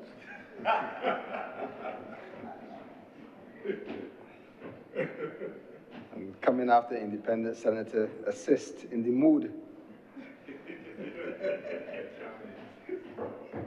But Mr. President, I just have a few questions and concerns that I'm going to zero in on in my discussion here, because it was widely accepted that there are real concerns that Barbadians have when it comes to the free movement of people. There is general acceptance from both sides, based on what I've heard, that question about housing is legitimate. Healthcare system and the state of our healthcare system is legitimate. Transportation, as well as education and other social services are afforded to citizens of our country. But one of the critical things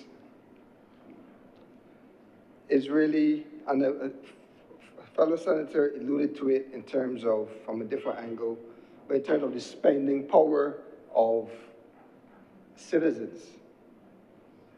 And it's all wrapped up in labor, Mr. President. And I think one of the biggest fears is the labor situation in this country. But I do not approach my conversation from a perspective of if our jobs, local jobs, are going to be taken away. I want to ask the government about the state of labor today.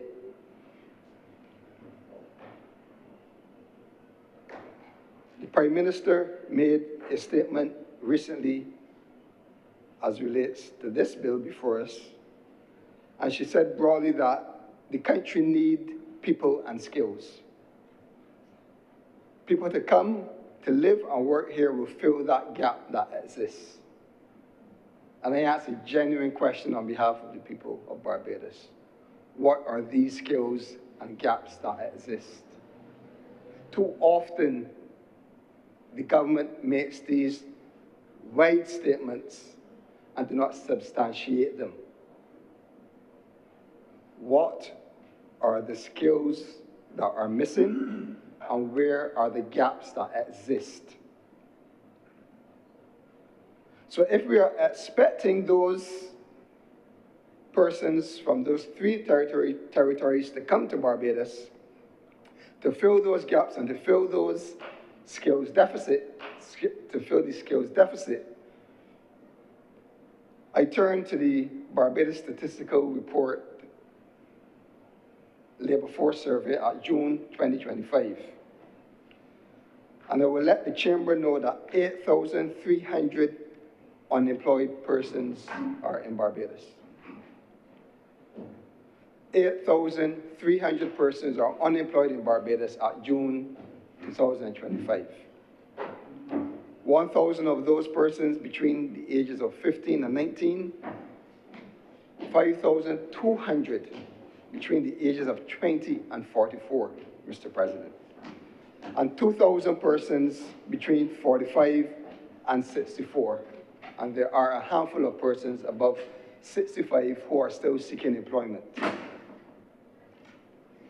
So it baffles me that we have a skills deficit and a people's deficit, but yet we have such high unemployment numbers.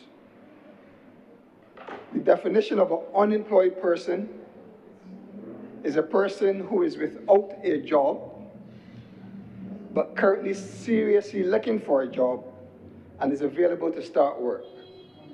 So these are not the persons that the government will get up and say that some people just don't want work.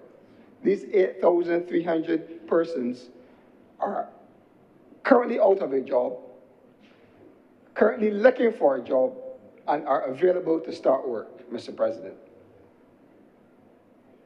90% of those persons have previous work experience. In construction, last industry worked in construction was about 700 persons. Transportation, 1,400 persons. Hotel and retail, another 700 persons. Accommodation and food service, which is restaurant and hotels, 300 persons. And admin and service support, another 700 persons. So we have persons that have existing work experience, looking for job opportunities, and they are unavailable to get those job opportunities in Barbados. Yet, on the other hand, we hear of a deficit in skills and that we need more people in Barbados to fill the gap. So the genuine and honest question that any right-thinking Bajan is asking the government to do is to please identify the skill deficits, please identify the gaps and unemployment numbers that need to be filled in this country. The report goes on to say that 900 persons are without a job under a month, 1,500 persons are without a job between 1 month to 3 months, 2,900 persons are without a job between 3 months and a year, and another 1,300 persons are looking for a job over 12 months, Mr. President.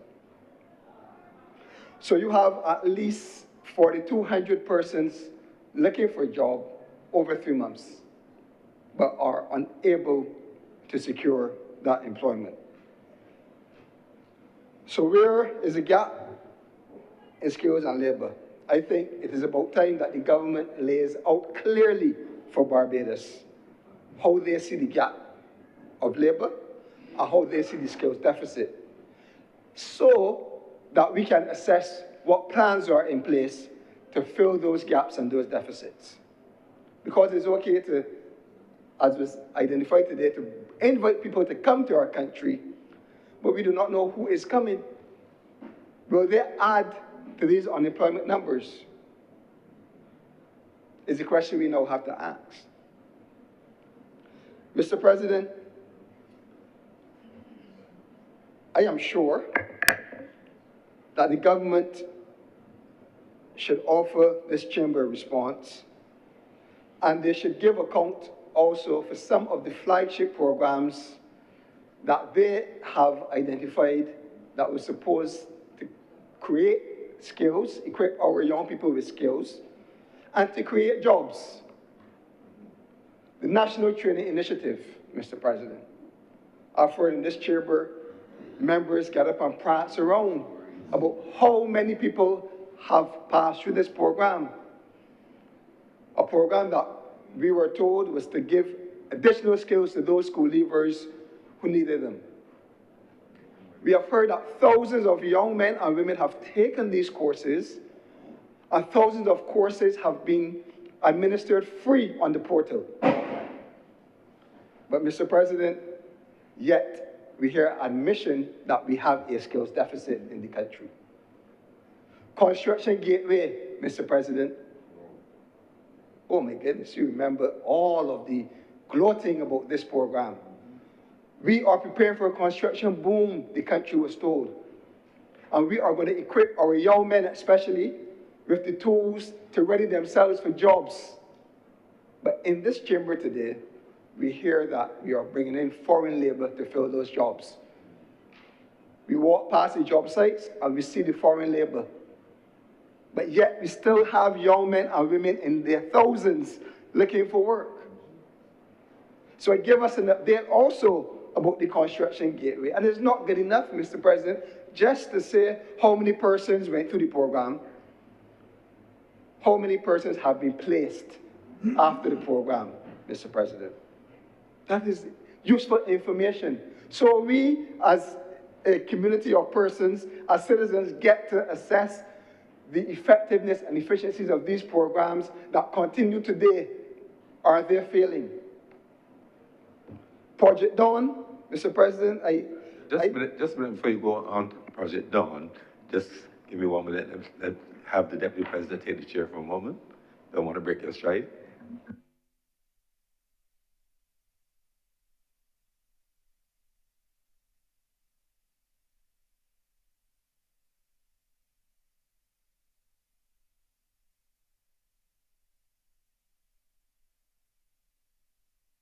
Would you proceed, please, Honorable Senator? Thank you, Madam President, Deputy President. Project Dawn is another program that the country heard about. Again, a program to send our young men and women to learn additional skills, equip themselves for the world of work. But we have a contradiction from the government of having a significant skills deficit. So we have three major initiatives as identified by this current government, launched by this current government, but 6 years down, we are hearing that we have a skills deficit and we need people to come and work in this country, although the data shows that we have thousands of persons looking for work in the country. I watched the launch of the Barbados Job Register, or Registry, Madam Deputy President. And after the notice of this passage of new persons coming into the country from October 1st, I wonder if the Barbados Job Registry was really for persons that reside in Barbados, or if it was a facility for those who are expected to come to make themselves visible to employers in this country. That is a question that I have personally, not sure if it can be addressed. But you've asked our young people to go in a portal, submit their CV, and then I understand then that employers will have access to that database, which will then open up those persons that are on the portal to job opportunities. But is it restricted to only Barbadians is the question, or can anyone across the globe, across the region, register on the Barbados Job Registry and access jobs in the country? It is fitting, Mr. Madam Deputy President, that the government addresses this dilemma.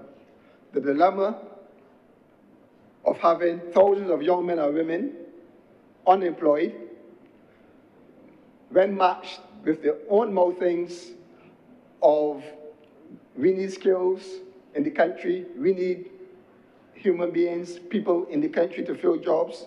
Well, on the other hand, having launched and executed for the last 6 years flagship programs that seem now to have borne no fruit.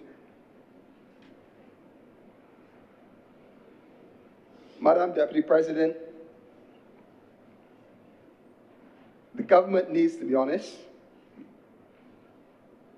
I don't think we have a skills deficit in this country. I think we are lacking in opportunity in this country, Madam Deputy President, an opportunity for those who already reside. A fellow senator also made a point that we have to deal with these issues regardless if persons come from Dominica, regardless of if persons come from Belize, regardless of if persons come from St. Vincent and Grenadines. So we need to start to create more opportunity for our people. But the labor issues go further. And I have been made aware, and we have sitting ministers in the chamber, that we have an increase in business registrations at CAIPO, or as we know it now, Business Barbados. In other words, more persons are registering businesses at Business Barbados. But unfortunately, it is not born out of entrepreneurial thrust. It is not born out of a self-imposed need to create a business or to become a business owner. It is now being forced by the government of this country, who are asking persons to be contractors while taking away their rights to be employees, Madam Deputy President.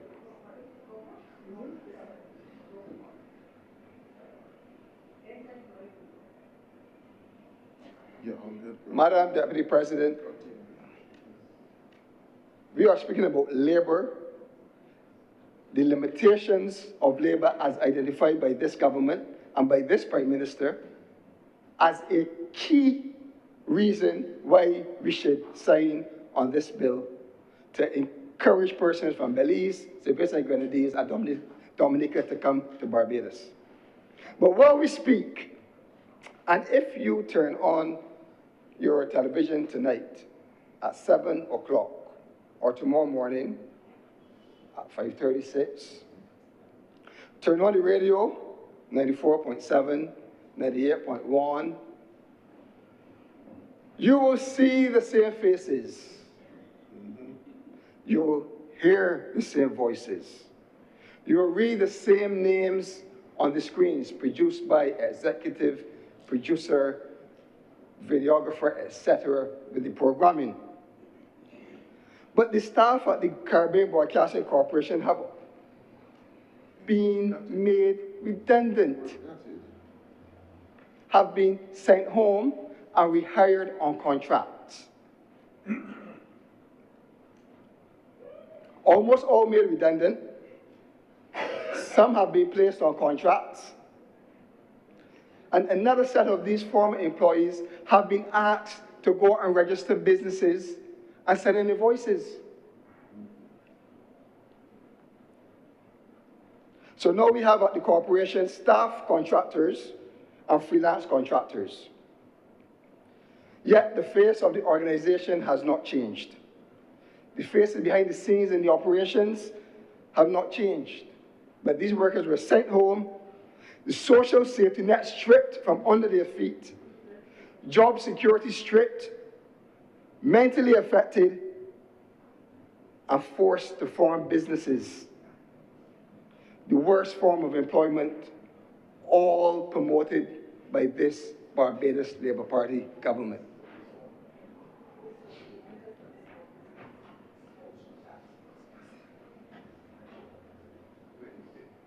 This is the worst form of employment. When you disguise the employment relationship, people are still working, doing the same jobs, but CBC now has no obligation to them. May I put you on pause or mute for just a minute while this president comes back in?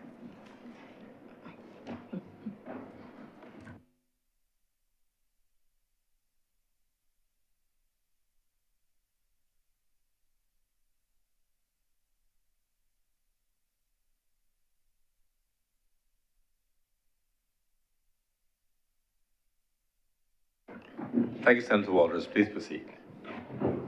Thank you, Mr. President.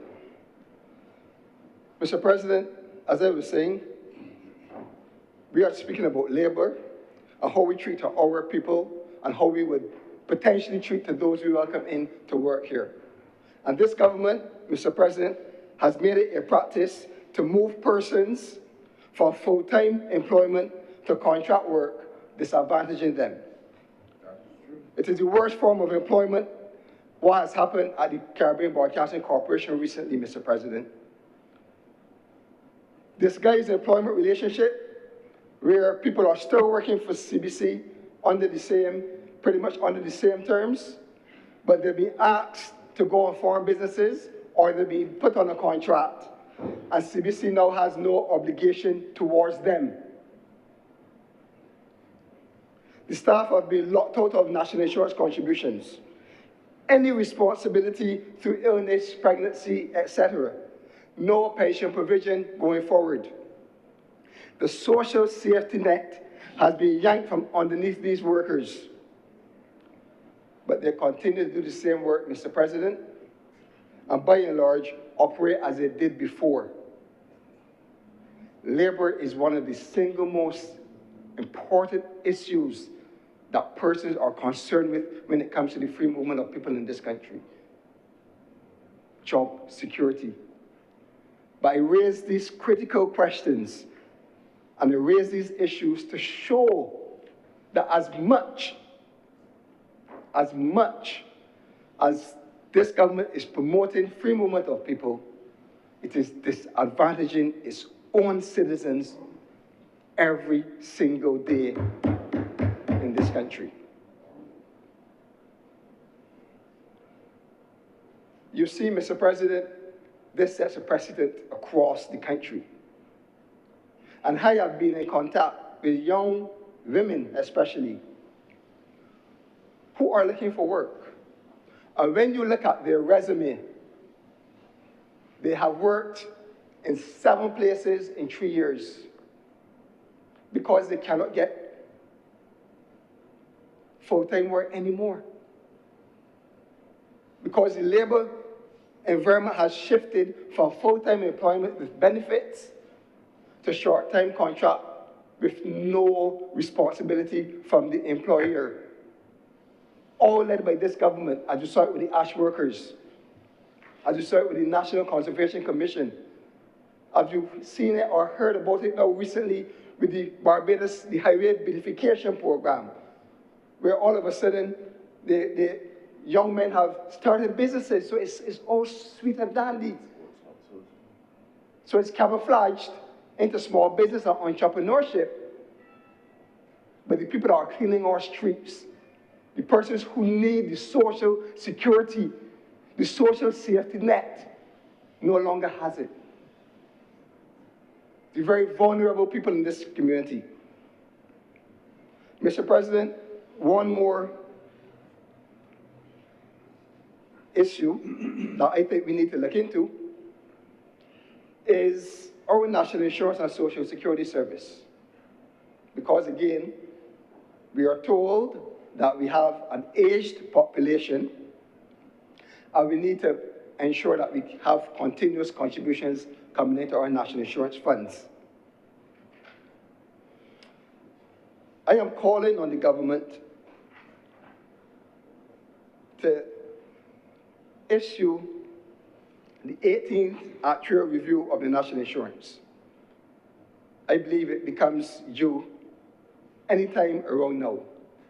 And that 18th review will cover the national insurance funds between January 2021 and December 2023. And a lot has happened within our National Insurance Service since December 2020, when the last actuarial review was conducted, Mr. President. But why is it important? It is important because that review tells us how the different funds are performing, whether contributions are sufficient, whether pensions and benefits can be maintained, and what adjustments, if any, have to be made to the funds. In other words, it asks a critical question on behalf of employees. Is my future secure with the National Insurance Scheme?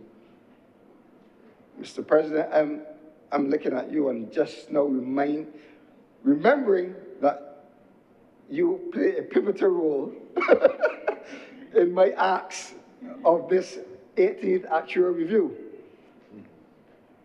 But it is important for us to have it now, because...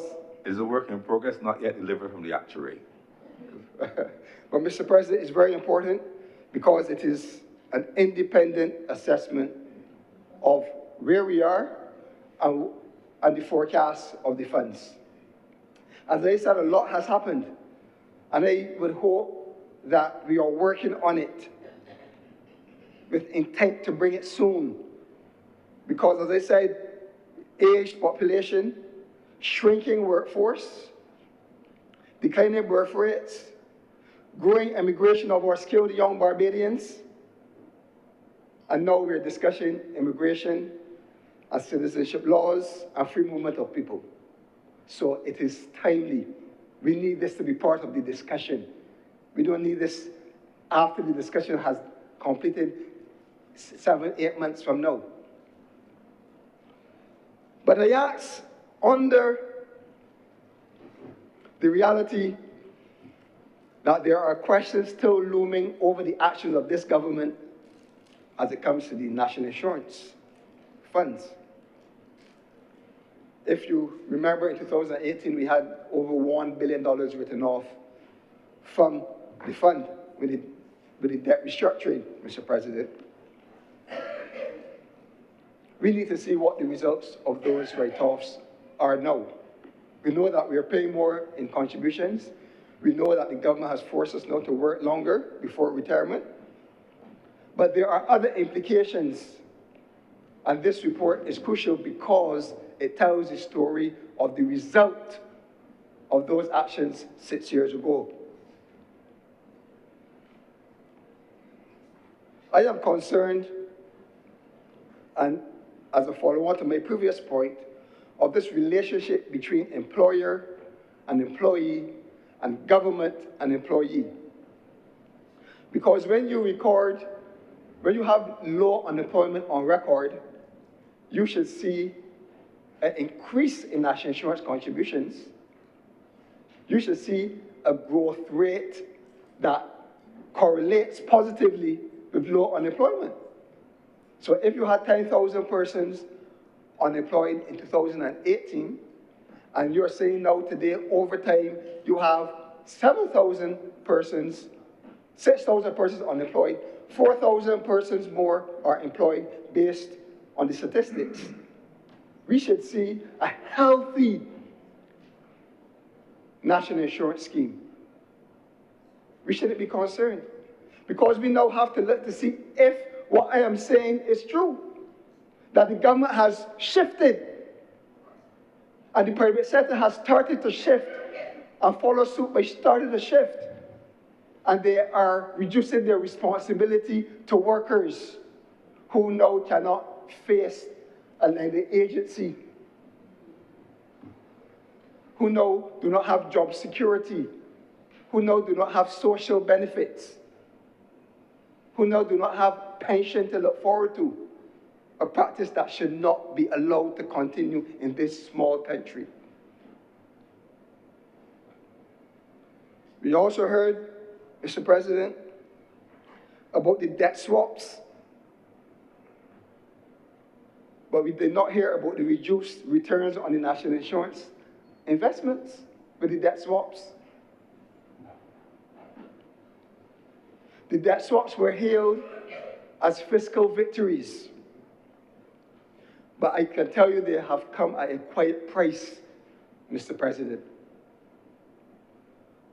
Because workers who invest in the national insurance have been forced to accept lower interest rates, while the high interest rates have been transferred to commercial banks and foreign investors, Mr. President.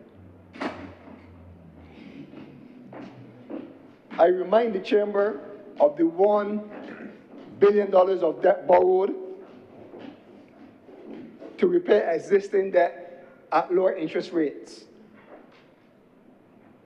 A pattern that is of great concern to a lot of Barbadians, especially those in finance. But we have to keep a close eye because a lot of the restructuring that's been happening with debt has been going straight to the national insurance. And it has to be a fallout in terms of the future of the national insurance based on what we have been told.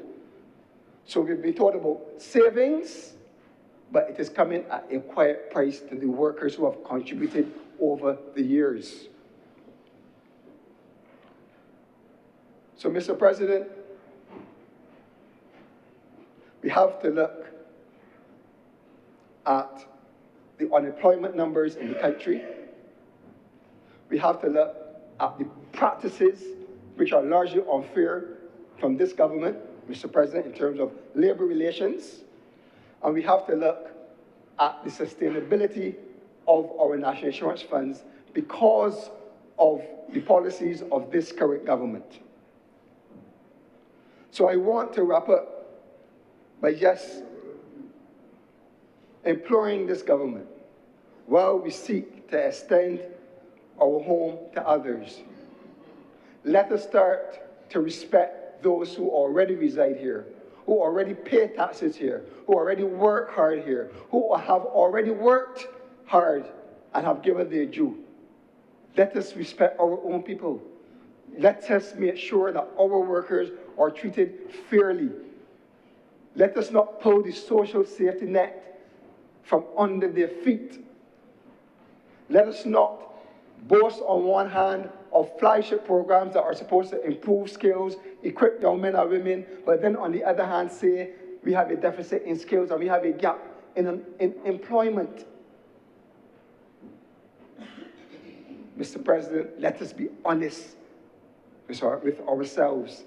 Let this government be honest with the people of Barbados. And with those words, I thank you. Thank you very much, Senator Walters. Are there any speakers, or shall we close? Her Honour to Senator Thompson. Thank you very much, Mr. President. I believe that there is life in the debate still.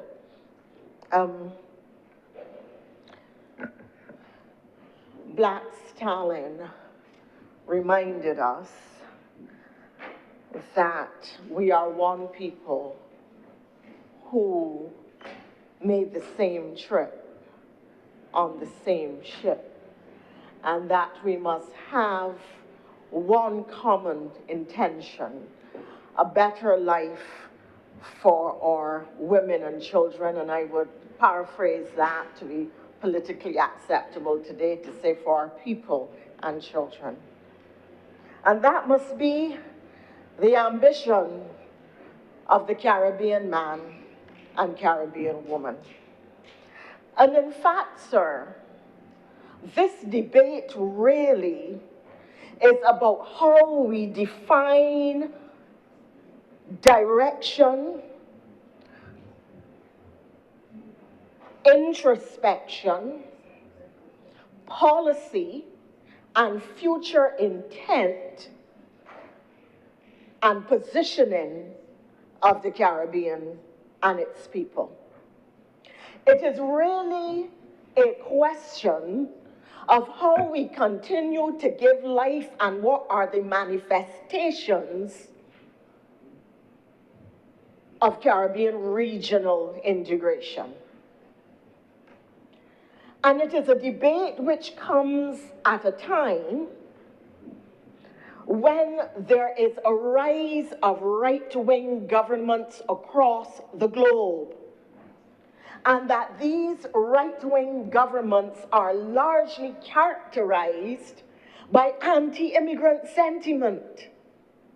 And so one can hear no less than the president of one of the major countries, a major influential countries of the world, get up and describe the citizens of black developing countries as S-hole countries, sir. And I will not say it, but the reference is out there. You Google it, you know what was said and how black people and their countries were represented and defined and defiled in the international space. It comes at a time when overseas development assistance is shrinking. It comes at a time when those countries which have pushed developing countries like our own onto the precipice of the crisis of climate change, where a storm can blow us over, where high winds can keel us over, where hurricanes sweep us over.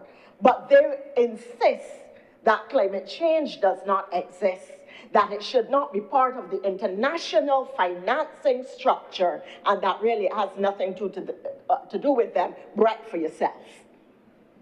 That is the prevailing climate. And one of the things that is evident during this time, it is that small states cannot survive on their own. That they need coalitions of the willing. They need coalitions of support. They need coalitions of the like-minded. They need coalitions of those who, like themselves, are placed in peculiarly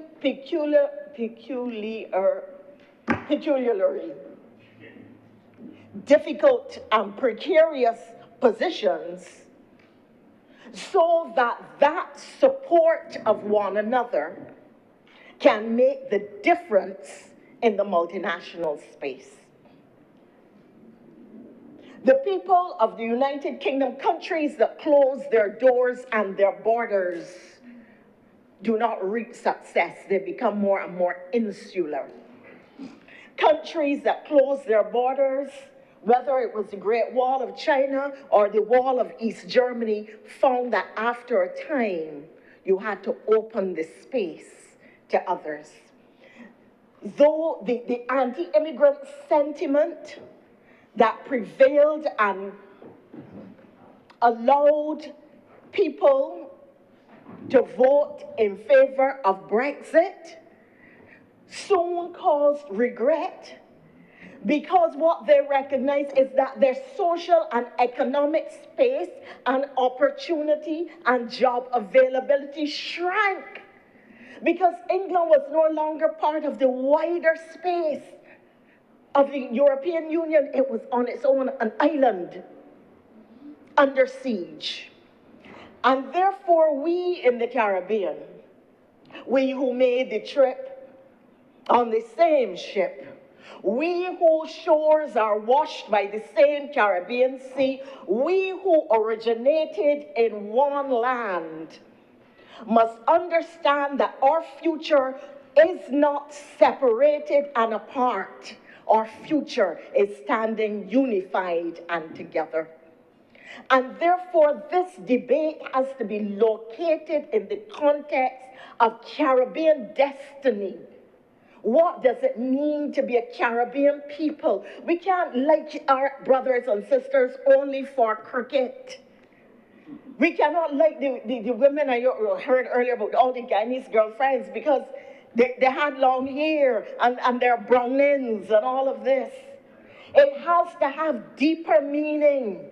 It has to mean something that we are a Caribbean civilization, a Caribbean people, a Caribbean single market, an economy that resonates to the benefit of all our brothers and sisters, not just in this island, but in this region. This Barbados Labour Party, I'm proud to say, has always, from the time of Grantley Adams, supported the notion of Caribbean unity and Caribbean brotherhood. From the days of the Federation to the work done by Owen Arthur on CSME, to during the Tom Adams days when a whole number of people from the Eastern Caribbean who had come up here providing fruit and services, etc., were legalized because they had been here so long but never approached the formal system out of fear, and again when we did it in the 1990s under Owen Arthur, and when we joined the CCJ, even though the other side threatened to pull us out, and at each of those turns, those historical pivots that I mentioned earlier, the Democratic Labour Party stood in opposition on every occasion. And we are seeing today a posturing of support. I am going to support the measure, but the language is one of resistance. I am going to support the measure, but the implications and the arguments are arguments of opposition. And I don't mean of the opposition, but of opposition to the measure.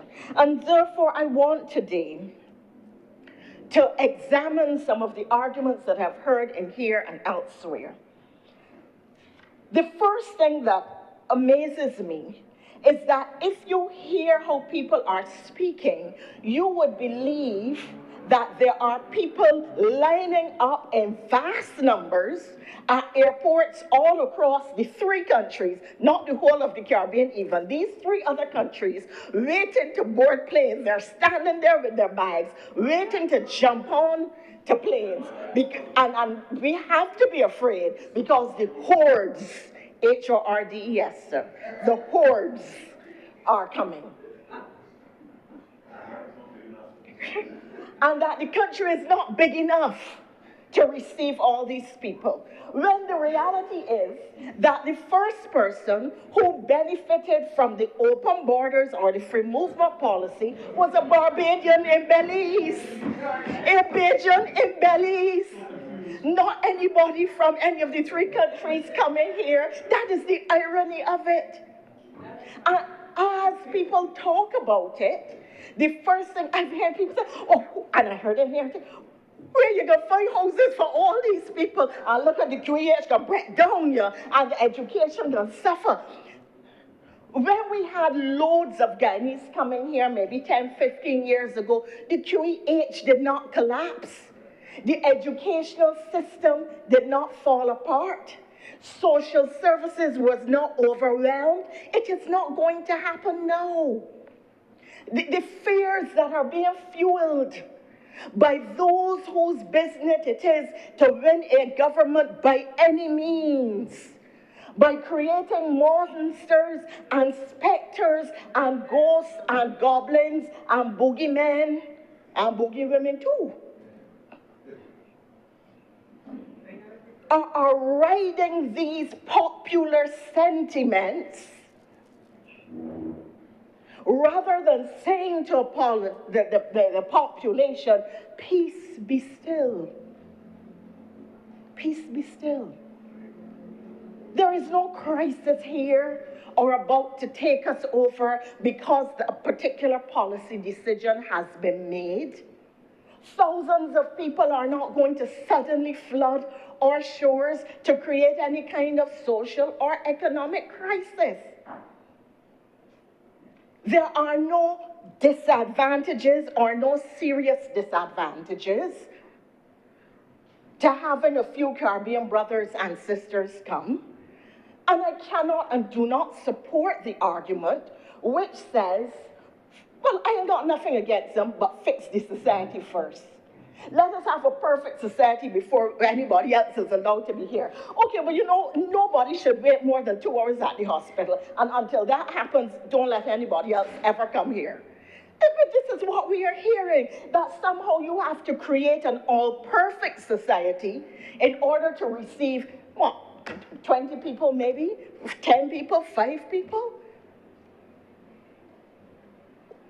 where does this fear come from? And I want to suggest, sir, and there are people who will quarrel about it, that as much as we talk about Caribbean unity and so, the reality is Barbadians do not like foreigners. And we are more welcoming of people who come from the US and the UK and the EU than of people who come from St. Vincent, Belize, and what's the third country? And Dominica. That's the reality. So we think that there is a benefit from the North American visitor or arrival, but a detriment in our Caribbean, or in our fellow Caribbean brother or sister. Well, that's our Caribbean brother or sister. There's some detriment from them. These are false notions. And this is why I said this is a point of introspection as we contemplate this policy direction, not necessarily for ourselves, even though that is important, but in locating our place in the world that is now increasingly becoming hostile to small island developing states. So that even before there is any evidence that people are disembarking as a result of this new policy decision, we are hearing them already being blamed. Well, you must be careful about crime, you know, because crime can now escalate as a result. We are hearing that they are going to steal jobs. The labor market is going to be adversely impacted. That nationals will lose their deserts and their privileges. And that healthcare, social services, education are all going to be put at severe risk. We have primary schools and secondary schools in Barbados, which are shrinking in size because we don't have enough young people. There were more people in primary school in Barbados 20 years ago than there are today, but we're still churning out teachers. So if some people come from down by the islands or come from the Eastern Caribbean, more teachers will get work. Some of the schools will have to be expanded again. But I do not expect such large numbers to come as would skew or cause variations in these kind of social, cultural, and socio-economic dynamics. And I think that to push that line, that these things are going to be put out of whack, really is to plant very dangerous seeds in the minds of the population. Senator Trim spoke exceptionally well today, but out of an abundance of pain. I was ashamed to hear what she had to endure, but we know it is true because we used to hear how the Guyanese were treated. We know the contempt, the abusing, the insults that many of them had to endure when they were coming here in large numbers. The irony is they were coming to Barbados for opportunity at that time, and now many of our people are going to Guyana because Guyana is the fastest growing economy in the Caribbean and one of the fastest growing economies in the world.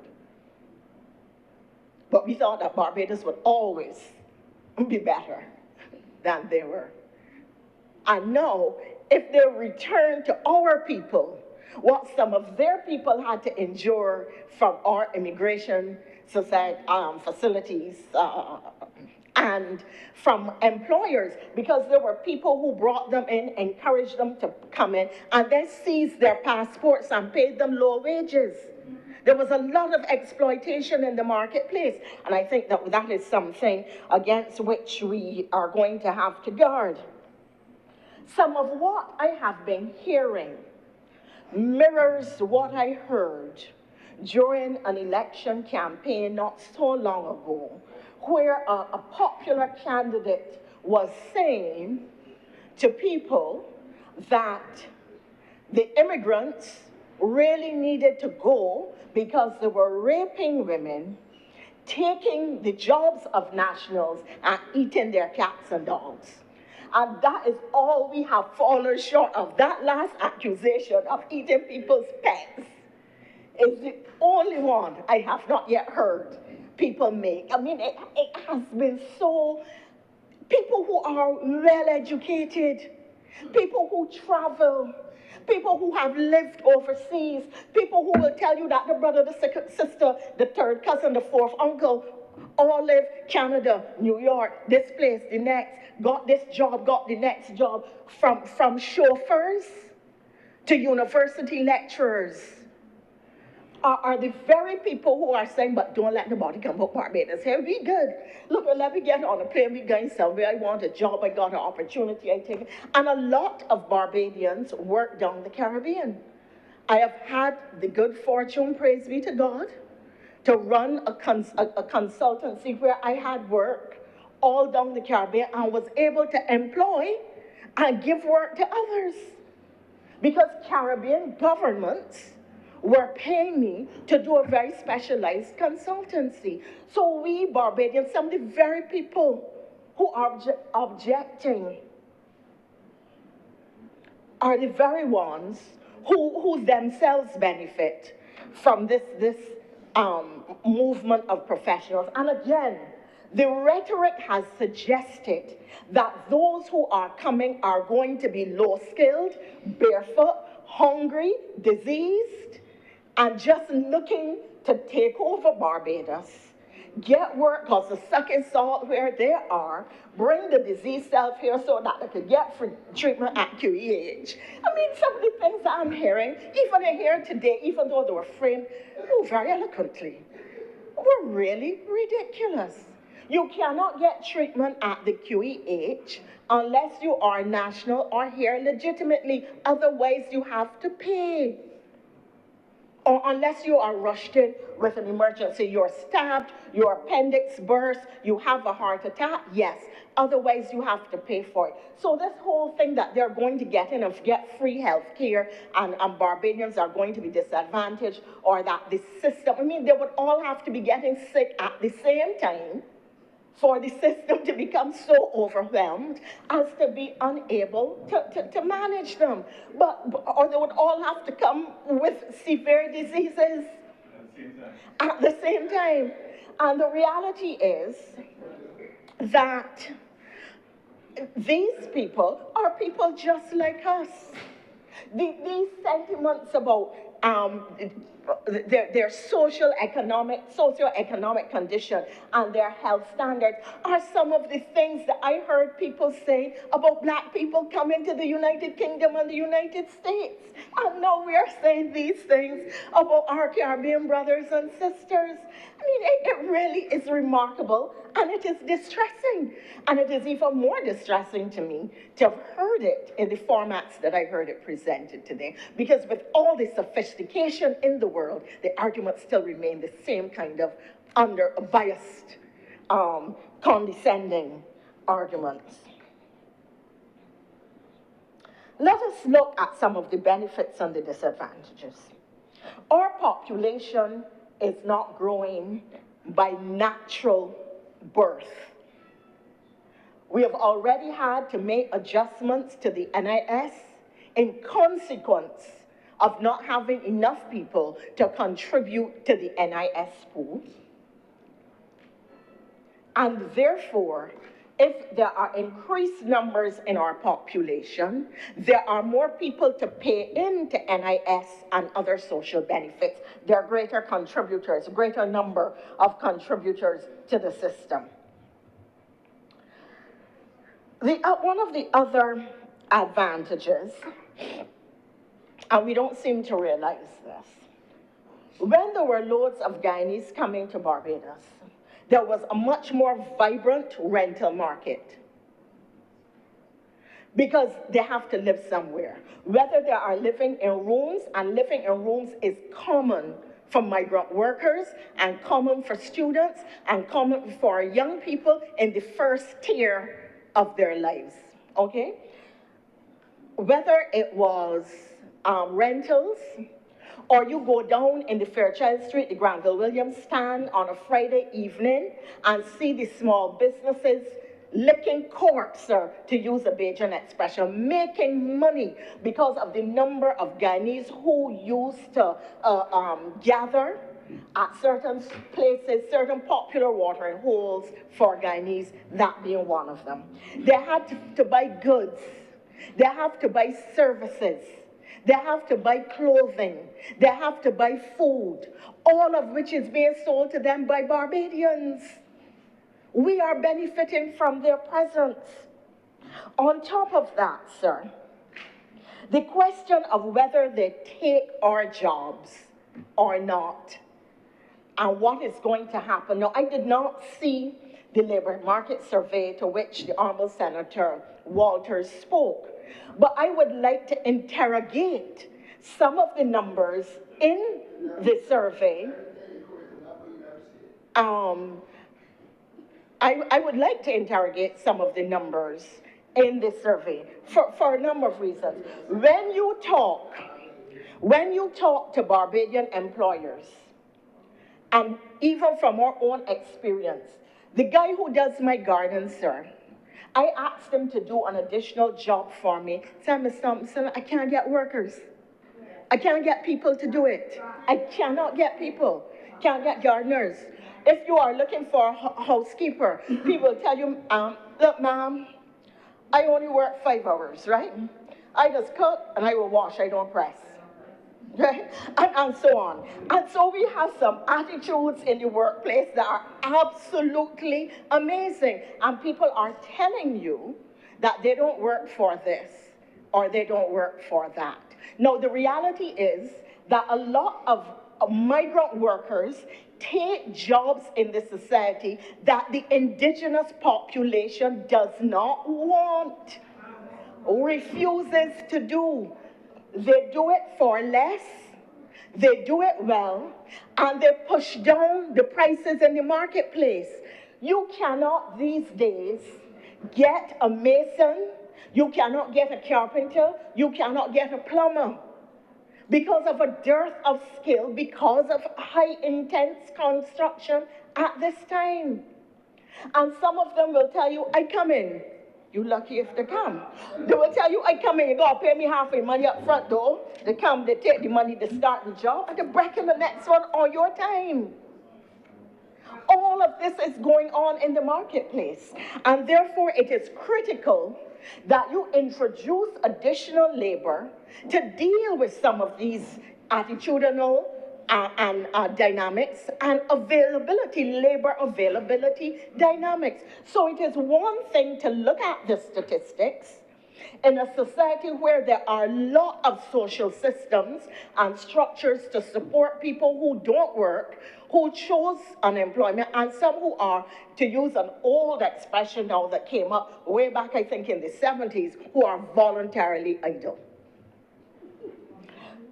Voluntarily idle.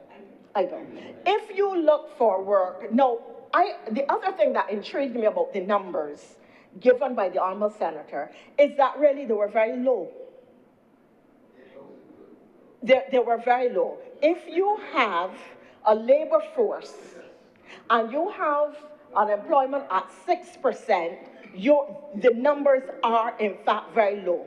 And if you have a situation where 1,200 people take 3 months in a small society to get a job, that really is very fast. I'm not saying it is desirable to be unemployed. I'm saying when you look at labor market dynamics. Order, please. We can have a discussion about security in the labor force and job security and tenure in jobs. But this is not a phenomenon started by the Labour Party. The labor market all over the globe is going through upheaval and change.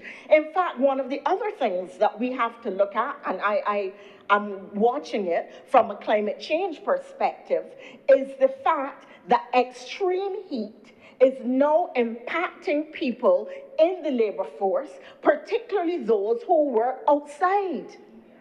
And that means that we have to review the hours they work, the length of time they work, the hours at which they come to work. So the labor force, the labor market, as we understood it, where somebody went into a job and worked on it for 10, 15 years, had insurance, health insurance, pension, and a whole heap of benefits. The child could come on the evening and everybody at the workplace knew. No, sir. For better or for worse, the labor market looks entirely different today. And it is not a Barbados phenomenon. It is a global phenomenon with which we have to also grapple.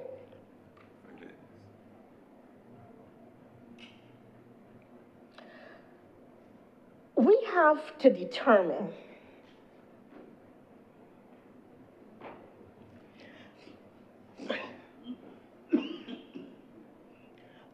Sir, one of the things we have to be concerned about is, and there are people who work in construction. I'm hearing a lot about all these non-Barbadians in the construction sector, and I'm not saying that I have not also seen non-Barbadians in the construction sector, but I also see a lot of Barbadians working in the construction sector, and they are working for some significant sums of money too. I went into a gas station about 1 o'clock a morning. I had just left the office and was on my way home. I was hungry and stopped to have a hamburger. And people at Redmond Village will tell you that they know when I leave the office late, because I would often pass through and have a Coke, yes, at 1 o'clock in the morning, or a ham cutter. So they make the best gourmet ham cutters, but I'm not advertising for that.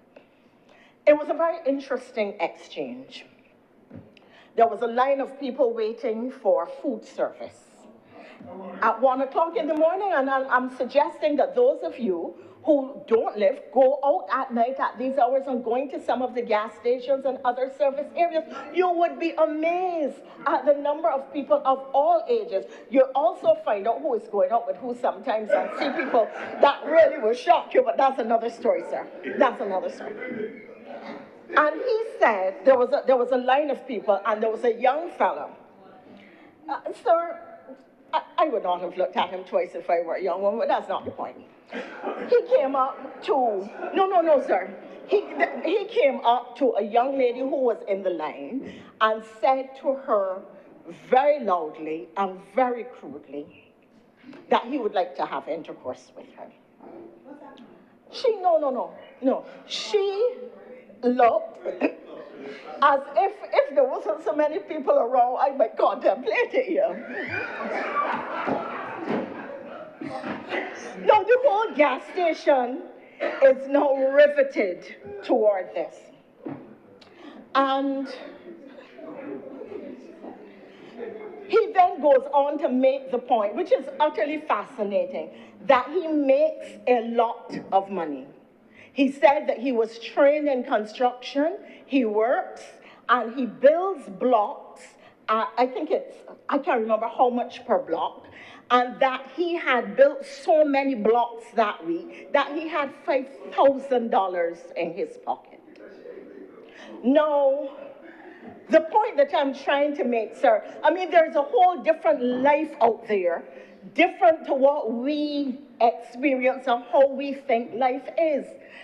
There are people in construction and working in areas that we do not count, and a lot of them are not paying NIS. The Honorable Senator was making the point about he would see NIS go up. A lot of people who work in construction as self-employed contractors and subcontractors, and many of them are not paying NIS or taxes, and I am very concerned.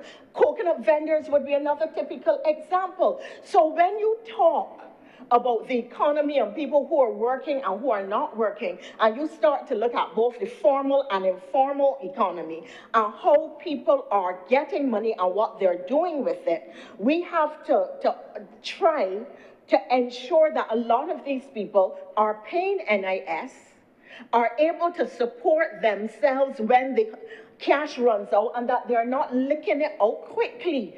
So that we are going to have people in the gas station at 1 o'clock in the morning. You should go with me sometime. It's such an interesting experience. So I introduced that to make the point that there was a lot of discussion about non-nationals working in the construction sector, that there are also Barbadians working in the construction sector, making a lot of money, not all of which are being counted in the formal economy, because many of them who identify as self-employed subcontractors do not pay NIS, and this is something that we have to be deeply cognizant of. Sir, the question arises, and you signaled to me that I have 2.5 minutes left. How do we see benefits and opportunities in the context of this policy as against seeing risks and dangers everywhere? It is a policy that can inure to the benefit of Barbadians in terms of prices in the economy, in terms of the availability of labor, and in terms of the growth of our economy and contributions to the national insurance scheme, when in fact, at a time when we need it. But a lot of the language of fear that is being put out there, which has been put out there in so many other areas and has come to naught, is going to have exactly the same impact here. That does not mean, however, that the government should not be cognizant of popular sentiment, even if it is not based on solid foundation or clear reasoning or genuine risk, but the fear of what could happen. That government must not take measures to talk the country through this, to show to the country via exposure of the immigration numbers that there is no flood of persons, that remind them that there has been no collapse of the social services in the past, when large numbers or partly large numbers have come to Barbados, and that really, historically, it has been proven that the opening up of societies in this way can really benefit wide numbers of people. But I end as I began, by asking the question, to what extent do we really see ourselves as a Caribbean people? How do we define it? Do we see ourselves as having a common future? Or are we just going to continue to say, I'm a Caribbean man and I like my brothers and sisters, but don't let them come out here. I like them when they're out there, not when they're here. Our future, our destiny, has to be as a united Caribbean people, pushing Caribbean culture, creating Caribbean opportunities, and in a world which is increasingly abandoning small states, it has to be about how we create opportunity for each other and build our societies and economies together, sharing that common culture, that common history, and that common Caribbean sea which washes our shores. I am much obliged to you. Thank you very much, Senator Thompson. If there are no speakers, Senator Cummins, you'll wrap up. Senator Nichols. Mr. President, there's an eerie sense of deja vu in this debate. I was present here 22 years ago when the bill to incorporate the revised Treaty of Chaguaramas was debated in this place. A lot of the themes that we have heard today were mentioned in that debate. Senator Parks is not in her seat at this time, but we could all remember same or similar types of contributions. Mr. President, the Right Excellent Errol Walton Barrow, when he signed the original treaty establishing the Caribbean Community and Common Market, he delivered a speech on the 4th of July on that occasion entitled A Giant Step for All of Us. And he was bold enough to admit that we have been a people that have been imbued with the sense of our own inadequacy. We established CARICOM then on a narrow basis of functional cooperation, foreign policy, coordination. But the original CARICOM was meant to deal with trade in goods, not movement of people, not even trade, not even free movement of capital, not free movement of people, or the ability to provide services in our own Caribbean countries.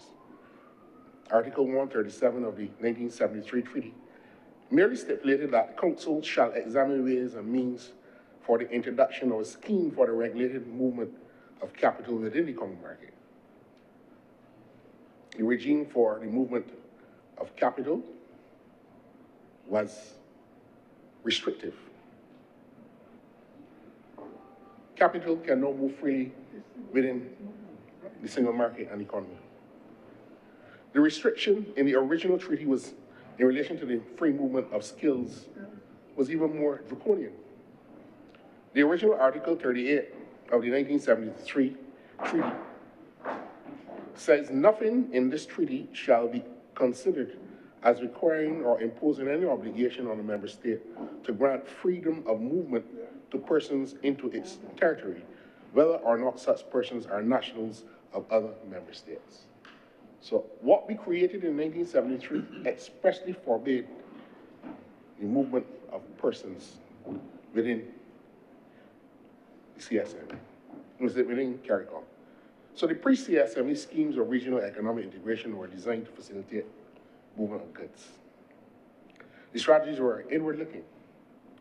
They were protectionist, import substitution programs that did not properly facilitate the growth of modern businesses or a commercial culture in the Caribbean, with the diversity and the critical mass, technology, capital, and research and development capacity. That is no part of our lived reality. Despite a commitment to regional economic integration in the pre-CSME era,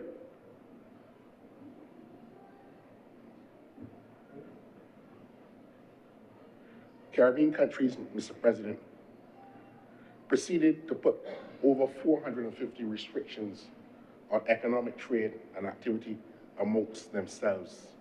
These were removed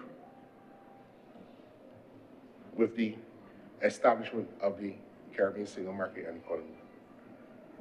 There were laws and restrictions on every conceivable type of transaction between Caribbean countries, expressly prohibiting free movement of capital, expressly prohibiting movement of skills, technology in the region, and severely limiting the capacity of Caribbean nationals to establish and operate enterprises within the region.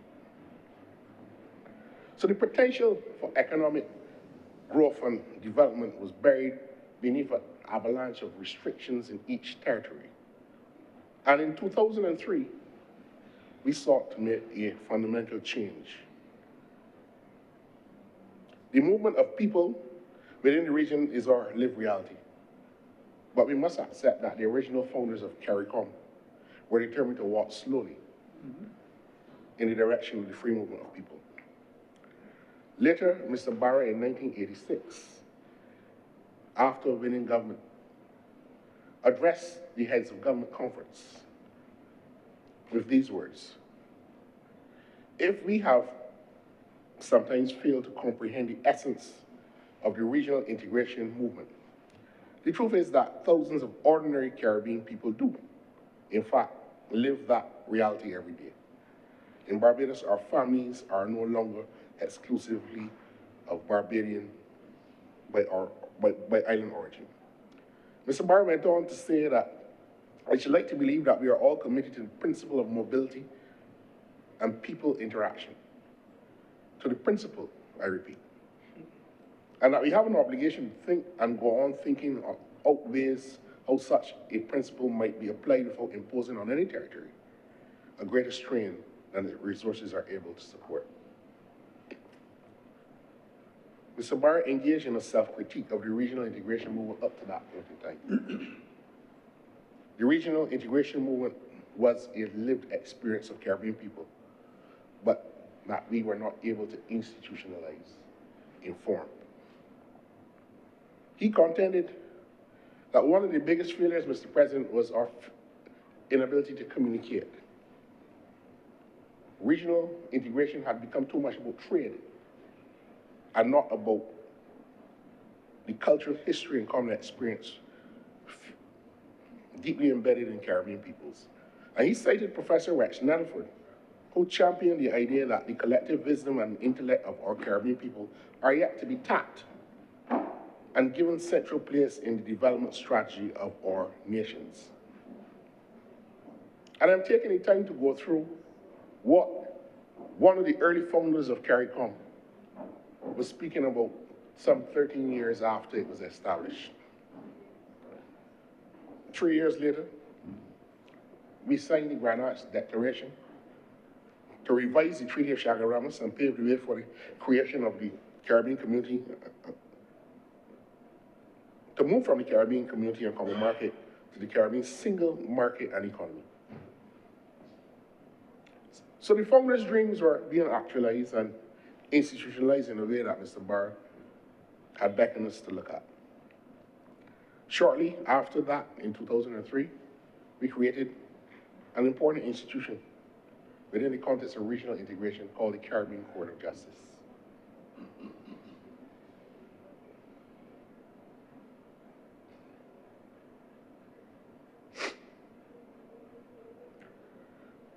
In 2005, Barbados and Guyana were the original signatories to the appellate jurisdiction of the court. Belize followed in 2010, Dominica in 2015, and more recently, St. Lucia in 2023.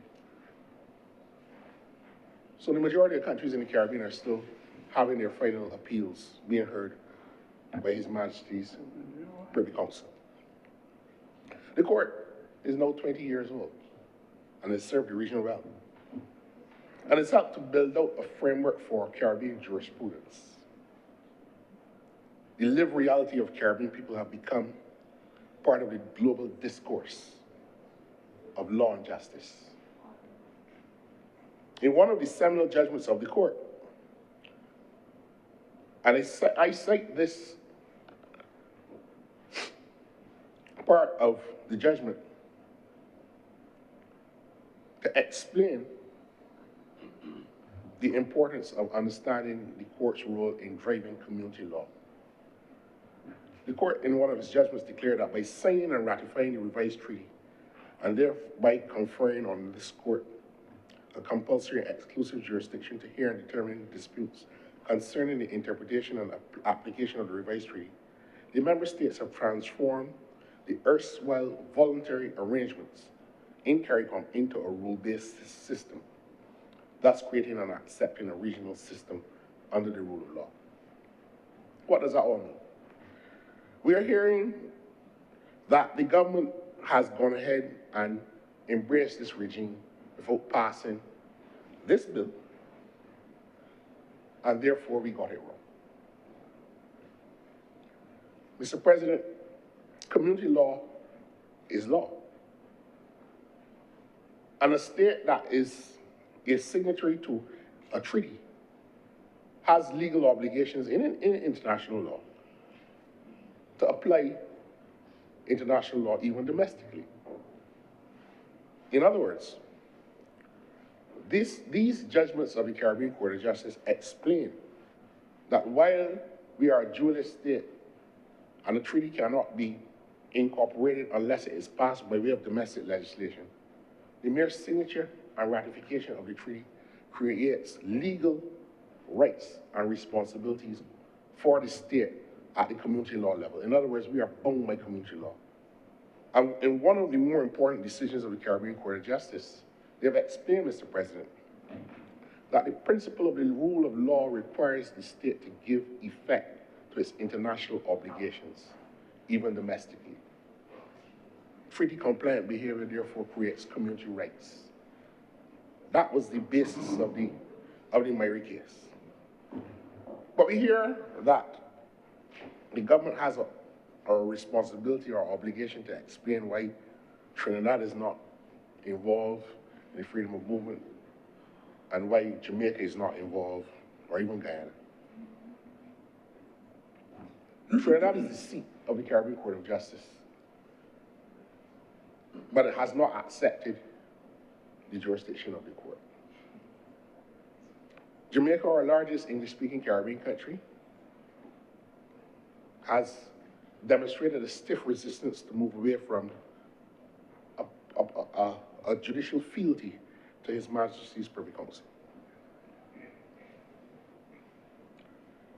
In Trinidad, the government that signed or brought the treaty in to be, so the agreement to establish the court into being, when it got into opposition, did not support the very treaty that it signed. And Trinidad has been doing that by changing the government. In Jamaica, their process of constitutional reform has been thwarted because while they are discussing the process of removing His Majesty the King as their head of state, the opposition party has said, we want to remove the Privy Council as well. And there's no support for that process by the government, so that Jamaicans really don't have much access to third-tier appellate justice. So when someone tells you that this freedom of movement is being compromised by the fact that not all the countries in the Caribbean are part and parcel of this arrangement, that is the same kind of thinking that pervaded the breakup of the Federation. And on Monday, when I was traveling back home, I had an opportunity to speak with a great man, Sir Isaac Vivian Richards. And he was making the point that the very countries in the Federation that spoke about these small islands coming and taking away jobs in Jamaica and Trinidad, there are no more Jamaicans in Antigua than any other country. It is those countries' peoples that are moving to the Eastern Caribbean in search of work. And I cannot speak for the government of Guyana, but what right Bajans will have to be seeking freedom of movement into Guyana after we have treated the Guyanese people so badly? What right? Guyanese have gone back home. The economy is growing, and the government is taking care of the people there. 2 and 3 months salary bonus at the end of the year in the public sector. So that the notion, Mr. President, that this freedom of movement lacks efficacy because certain countries in the Caribbean are not involved is a false and fallacious argument. I remind you that Bahamas is not part of the single market and the single economy. They decided they would not be a signatory to the revised treaty of Chaguaramas. That is their sovereign right as a people. It has not affected the rollout of the regime. Mr. President, the politicization of free movement of our people in the Caribbean for the sake of evoking nativist sentiment among the population is not new. It is an old strategy as old as party politics in the Caribbean itself. Mr. President, ever so welcome wait for a call was a political dog whistle. meant to satiate those being for the destruction of the single market and economy. I term them the modern day political Luddites. And we went around this country attacking the then government. You heard that Oinafa was taking care of the Caribbean and not taking care of Barbados. That was the prevailing sentiment of the day. I want to suggest, Mr. President, that if we look at the two major decisions of the Caribbean Court of Justice, we can explain the embarrassment that this country faced as a consequence of the political defrocking of Mr. Barrow's vision for regional integration, led by the Democratic Labour Party. The Myrie decision, Mr. President, came about as a result of a 2007 conference decision that gave Caribbean nationals the right to indefinite entry in every Caribbean country. At present, you turn up, you have the right to entry for 6 months. That right is not enshrined in any domestic legal arrangement. But the Caribbean Court of Justice held that it is an enforceable community legal right, giving effect and legal certainty to community law, even within Barbados. And Barbados argued some of the most spurious things in that case, that the conference decision made by the heads of government was not a decision within the meaning of Article 28 of the revised Treaty of Chaguaramas. A conference decision was not a decision. That was the argument of the Barbados government.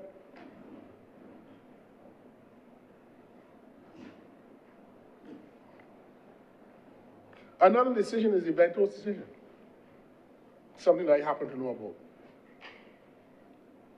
The Representation of the People's Act in Barbados provides that you can vote in an election in Barbados if you're a Barbadian citizen or a citizen of a Commonwealth country. The Electoral and Boundaries Commission decided that Commonwealth did not mean black people from the Caribbean. It only meant people from Canada, Britain, New Zealand, and Australia. So Caribbean nationals who are working here under the free movement of skills, the skilled national regime, could not vote because the Electoral and Boundaries Commission were telling them that you are not allowed to vote because you are a skilled national. Their interpretation of the law was that you are not a Commonwealth citizen. Commonwealth did not mean people from the Caribbean. And the government of the day fought tooth and nail.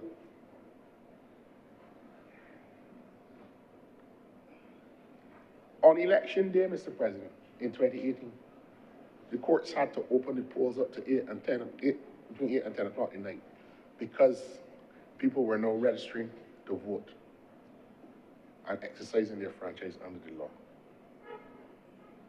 So when you hear the statements that this legislation is meant to plump the voters list, you now begin to see the apex of their mendacity.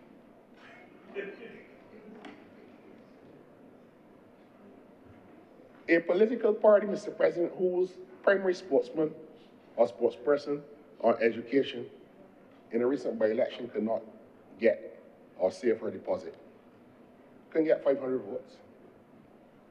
What would the Barbados Labour Party have to bring legislation when you had more than half of the candidates couldn't even get 1,000 votes in the election? But understand the defrocking of Barrow's vision for the freedom of movement. And one of the things Mr. Barr said was that we should not separate the difference between manual labor and intellectual labor. The Skilled Nationals regime went in the opposite direction to what Mr. Barr was referring to in 1986, but we walked slowly towards freedom of movement. In other words, the intellectual snobbery that said that, okay, only people who have university degrees, only entertainers, only media workers, journalists can move freely. Everybody else can't move. Mr. Barr warned about that. This bill is correcting that anomaly. Mr. Barr said that in 1986. So, Mr. President, we have a situation where this legislation, when passed, will make provision for people from 3 other territories or 4 territories to move freely within each other's territory. The Prime Minister, St. Vincent and the Grenadines, is in today's paper being quoted as saying, it is a right already established at the community law level in all Caribbean countries, and they happen to agree with him on that. And you would notice, Mr. President, that none of the provisions of this bill are making any amendments to the Immigration Act. None. So the notion that we had to pass legislation to give effect for people to come into Barbados on October 1st was, again, a flawed interpretation of the law. I didn't understand, Mr. President, that these abstract concepts of community law and the application within the country domestically can confuse some people. But I don't believe that the leader of the opposition is confused on this subject.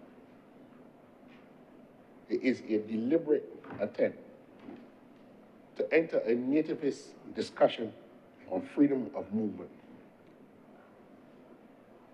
I had a number of experiences, Mr. President,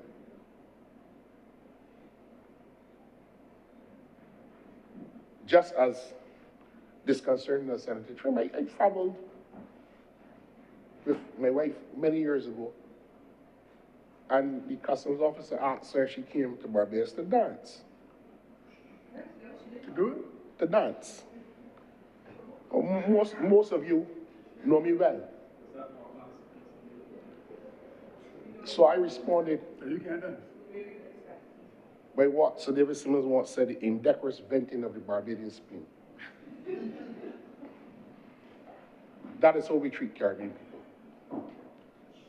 I also know of an experience where a young lady who was working at Palm studying at Palm from Trinidad, was dragged out of a class by police and immigration officers because her brother, who was visiting Barbados, boarded her car, did not have the international driver's license at the time, got in an accident which he did not cause, so they charged him for driving without the license, and charged her for aiding and abetting him. And that crime meant that she was going to be deported out of Barbados. This is the lived reality of people in the Caribbean under ever so welcome wait for a call. And the Democratic Labour Party is trying its best to walk away from that political legacy in this debate, pretending that it didn't exist. And as I said, it was a dog whistle. It was meant to evoke in people a sense that we were doing something wrong as a government. It comes up again. Most honorable senators have spoken well about the whole concept of freedom of movement. I am a Caribbean man at heart. Travel the Caribbean, work in the Caribbean regularly. I wish I was doing it before. But I can tell those within the earshot of my voice, seek and ye shall find. Knock and it shall be opened unto you. This freedom of movement within the Caribbean will open up opportunities for all of our people. Mm-hmm. There's a lot of movement between people. My daughter's school, there's an exchange program between Champion College and Harrison College. Champion. They go 1 year up to Jamaica, and the Jamaicans come only next year. We need more of that. And one of the things that I regret is that when the law faculty decided to open up a faculty in Jamaica and one in Trinidad, it meant that the cultural melting pot that separated K-Phil as a distinction. Yeah, well, he wasn't a reverend then, but we know about the Vatican and the embassy.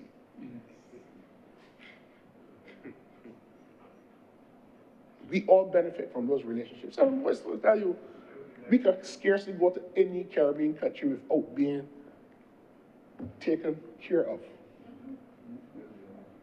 by our friends and colleagues. So much so that when you travel now, you have to hide and don't tell anybody because you have so much things to do that you can't go online the night before you got a case or what's not. Well, at least I'm not young enough to do that anymore.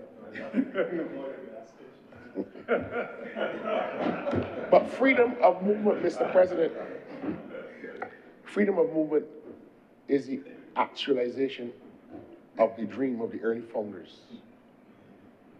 The self-critique that Mr. Barra gave in 1986 on the slow march towards it, today is being actualized.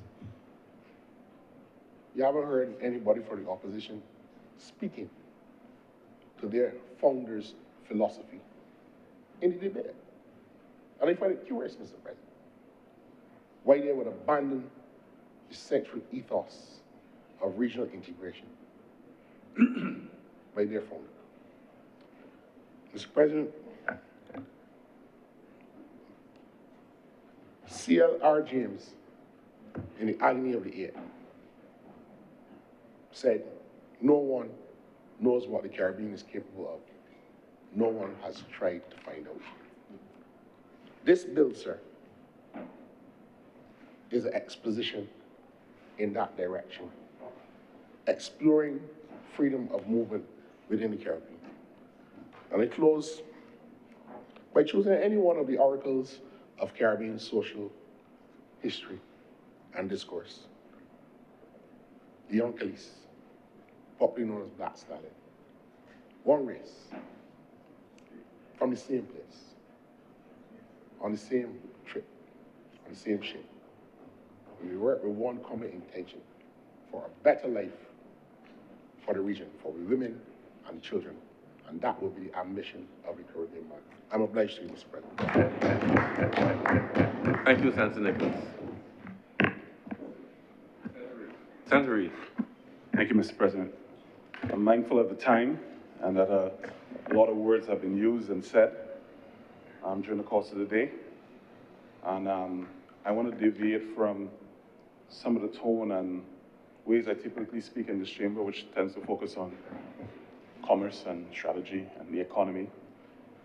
I was tempted to change my mind about that when Senator Walters said some things that I disagreed with in terms of rate of employment and not factoring the need of the evolution of economies requiring skills that it didn't need 10 years ago, from, I don't know, cloud engineers to AI engineers to energy, gridless energy managers, and all range of different new skills that any developing country has to acquire and advance and needing to acquire new skills to go forward. And some of the disagreements I would have had in terms of some of the stuff said by Senator Drakes in terms of the direct relationship between migration and the growth of economies of small countries. And the data is there, and you can check it for yourself. Malta, Singapore, that we all like to quote, Iceland, Ireland. there's a direct relationship between growth of migration and growth of those economies. And so it's not hard to see the correlation between all those things. But my interjection is not for that. My interjection is really to connect with the bravery and the humility expressed by Senator Trim in her presentation. And at the risk of overshare, which I typically don't do a bit of that. And tell a little story about my reality of being someone that wasn't born here, moved here, got dedicated to being here by choice, and being born in a country where my last name, I only knew one other person with my last name, and that was my father. And so when I was about 5 years old, I remember it very well. Maybe that's why I like data and research. I used to look in the directory to find Reeds in St. Lucia, and there were no other Reeds. So it made me curious about how do I have this last name? And I got the most roundabout stories of a Barbadian man who went to Panama, who met a future Prime Minister of Barbados, of St. Lucia, John Compton, who convinced him to go to Curacao to work for an oil company, who met a woman from St. Martin, who then was convinced to go to take a job in St. Lucia and had my father, right? That's one side. And on the other side, my grandmother, great-grandmother, whose last name is Prosper by marriage, but her maiden name was Boyce. And her father was a white man from St. Lucie. So that's how the story goes, right? So, and I didn't know this, you know. And so there I was, 5, 6 years old, living in a place where was my home, and I connected with, at the time, I'm a kid. And I moved to a place, eventually, and you can imagine my shock at 10 years old, opening the directory in Barbados and seeing pages and pages of Reeds. And all of a sudden I said, okay, maybe there's a connection to be had there. But in telling that story, and I carry those with me, I also carry with me, and I'm not trying to do a trauma comparison to Senator Trim, but migrants carry with them scars that make you more driven in some ways, more focused in some ways, that people who are in spaces where they feel a sense of comfort because they're from there don't always understand.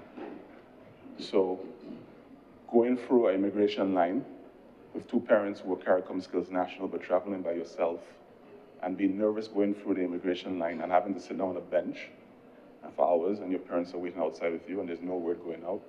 I've experienced that. I've experienced, as a kid, stand up outside the immigration office and immigration officers talking down to you as 10, 11, 12 years old, waiting in the sun, waiting in the rain, whether you get the stamp or not get the stamp. I experienced that. I've experienced not being able to get into a school, and I probably never said this publicly, I'll do it now. Major Hugh Barker, God rest his soul, was the only principal which would accept a young student who had parents who were CARICOM Skills Nationals, but didn't fully have his CARICOM skills that day. There's a gray area as a 12-year-old, but he let me in because he believed in regionalism, right? And then, same story, Roshana shared. Anytime somebody got angry with you, we'll tell you, I'll get $75 for you. He's a foreigner. And all the range of different things you have over a period of time, and you steel yourself to it, right? You grow, and you steel yourself to it. And you just go through life experiences driven by a sense of survival in a space that in some ways is so welcoming, but in other ways is just acrimonious to your presence. And it's an odd thing to manage.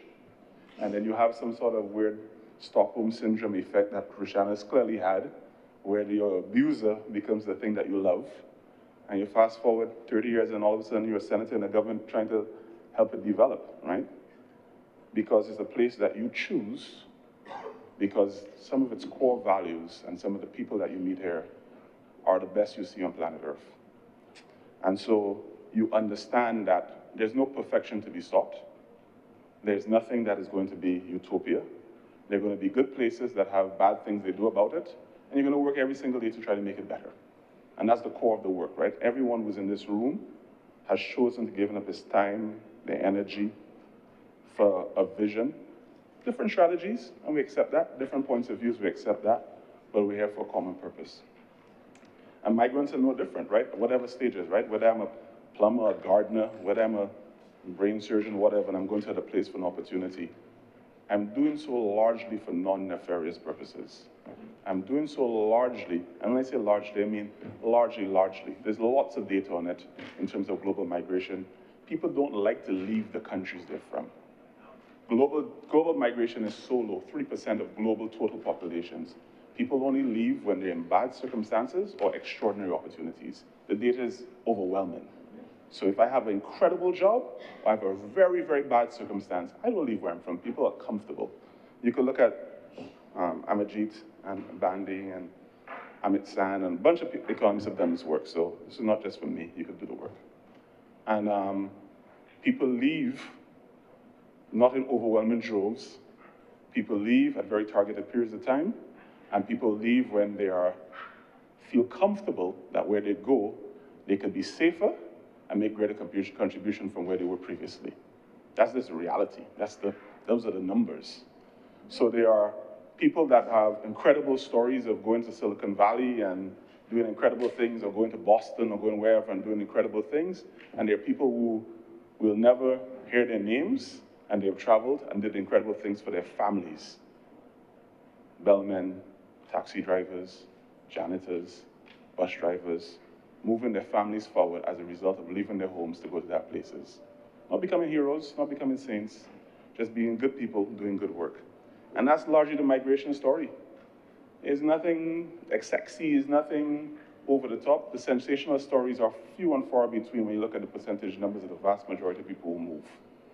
It's people who just want to do better for themselves, saw a window of opportunity, took the window of opportunity, kept their heads down, and did the work, and lived their lives. And so the fear-mongering and all those things don't make any sense in context of the numbers. There's arguments on one side saying that we don't have enough flights, and the other side saying that too many people are going to come in. I mean, it's contradictory is an understatement. It doesn't make any sense. And so when we remove the emotion of all of this and just drill down to the numbers are simple. People leave where there's opportunity. If there's abundance of something, people are not going to leave that place to go to that place to do something that is not readily available to them. If all the jobs were taken up, people won't come to Barbados. If all the things that are required that Barbados needs for its growth, people won't come here. But because we need it, and we need a surplus of it to grow, people are going to be interested in going here if we do the right things. I've declared my hand very early on in terms of being always glass half full, glass three-quarter full. And I see the opposite of all of this. I see if we can crowd in 1,000 people a year, I don't know the number, and those people have the ability to buy and own houses and build them, send their kids to school, do work that wasn't previously done, open businesses, import things, do whatever necessary. What is the growth they will trigger? What is the good they will do by their presence? That fundamentally, it's a growth strategy, not something to be worried about, something to be managed 100% and done well, but fundamentally, it's part of a growth strategy. And then we strip away the growth strategy and go a little bit more philosophical, like many of the people have done here done. What is the story that we're telling about the Caribbean? That it's a construct created by people that wished us no good. And despite the no good that was wished for us, we managed to survive, thrive, do well, and we want to do better. And the artificial lines of boundaries that are constructed by water is not a real thing, because Bahamas has 700 islands, Indonesia has thousands of islands, Philippines has thousands of islands, and we choose to be small, tiny, separated sovereign states in a model, if you ask me, really doesn't make any sense. That you have an opportunity to respect sovereignty while optimizing and realizing the truth that you're too small, so certain things you cannot do well unless you collaborate.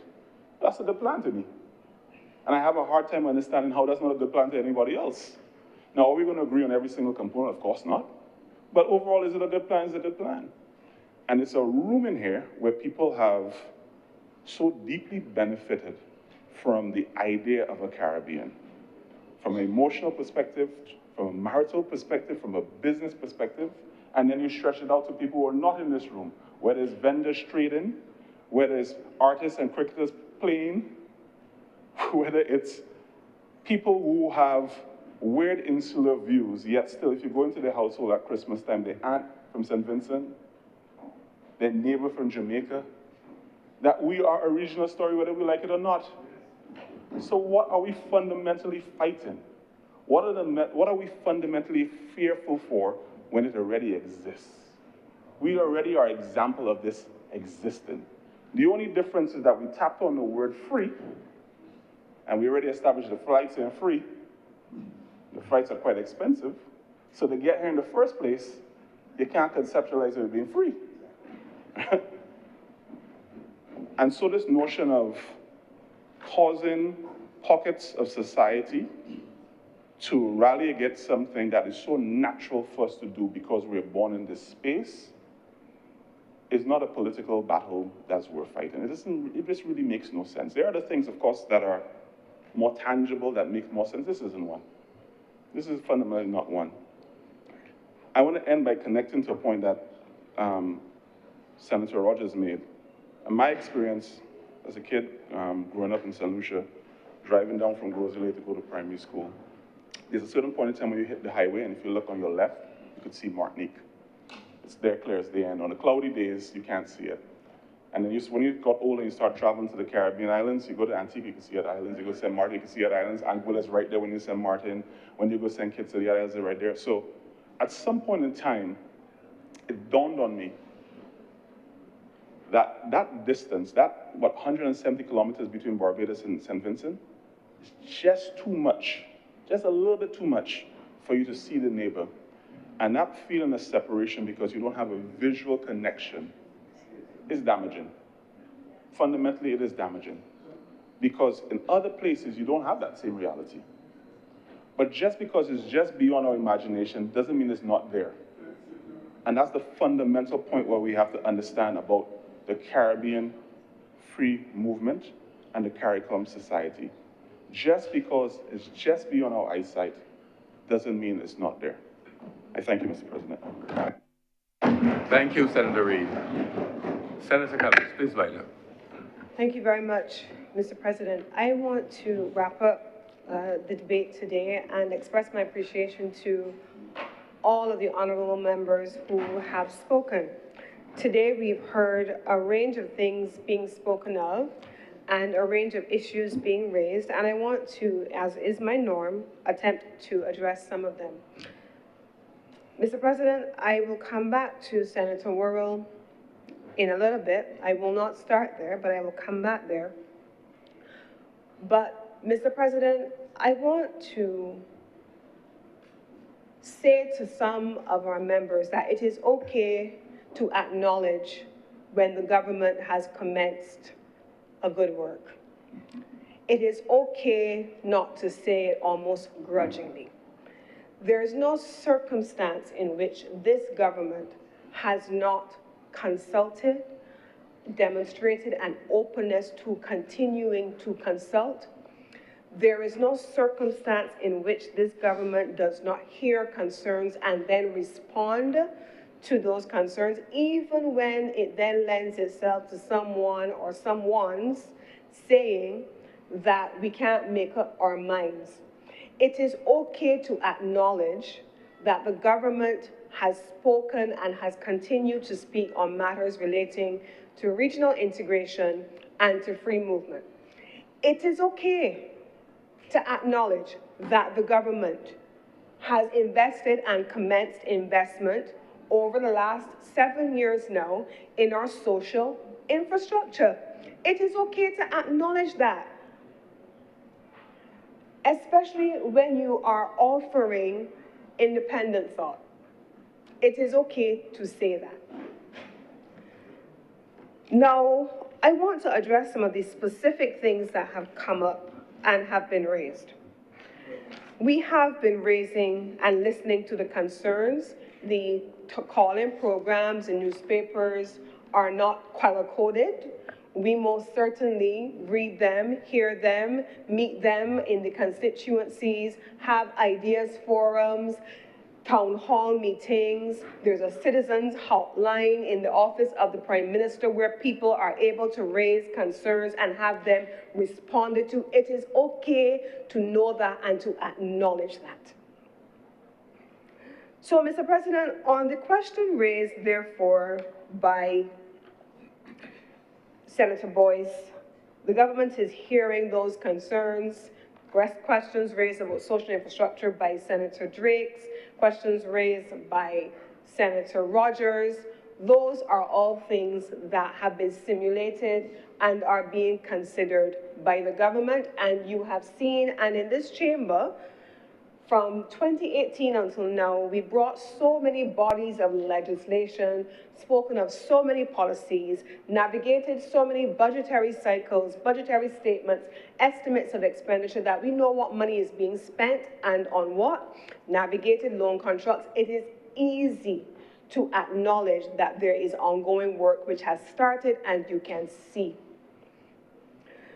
So, Mr. President, I want to respond then to Senator Malalu on the question of citizenship by investment. And I believe that Senator Nichols, in his contribution, acknowledged that the Immigration Act does not enter this discussion on freedom of movement.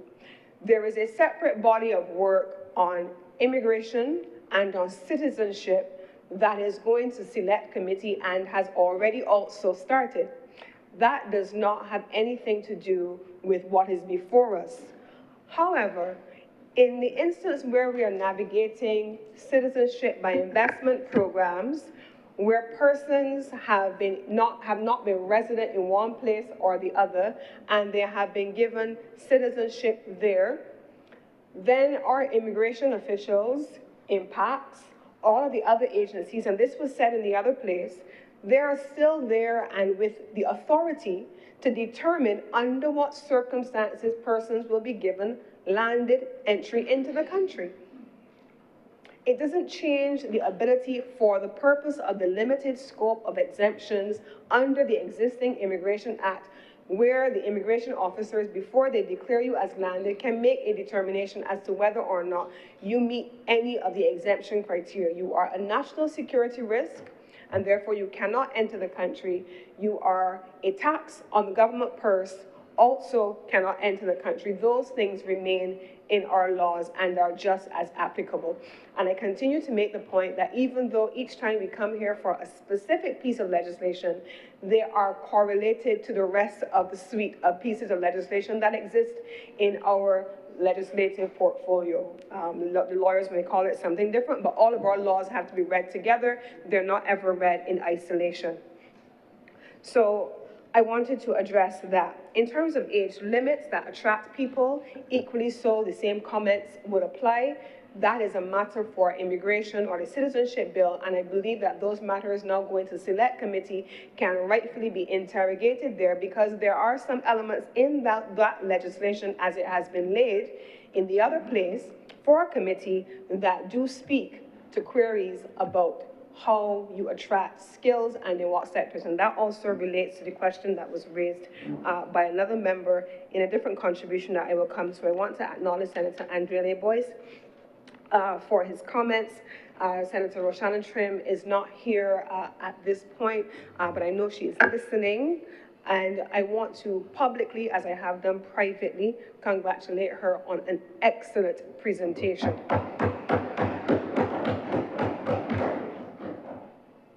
Senator Walters, in his contribution, spoke about the statistical department.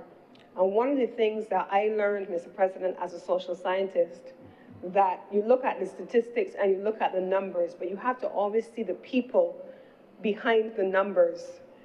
And I wonder if Senator Walters looked at the face of Senator Trim as she spoke and recognized that the policies of the party that he sits here and represents are represented, the face of those persons behind the numbers affected by those policies was represented in here today by Senator Roshana Trim.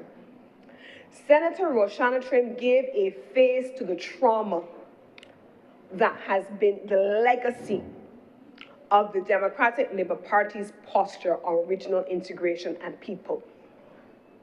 And I want to connect that, Mr. President, because we're talking about it, to a seminal speech made by the father of independence and the father of the Democratic Labour Party. The mirror image speech. What is your mirror image? When you look at Roshana Trim, Senator Roshana Trim, who talks about being deported from Barbados, being put on a plane, and her mother who sent her doesn't know where she is, her aunt who is to receive her doesn't know where she is, people ducking and hiding just outside these buildings, legally here but hiding because a bounty was placed on their head. What is your mirror image if you are the Democratic Labour Party?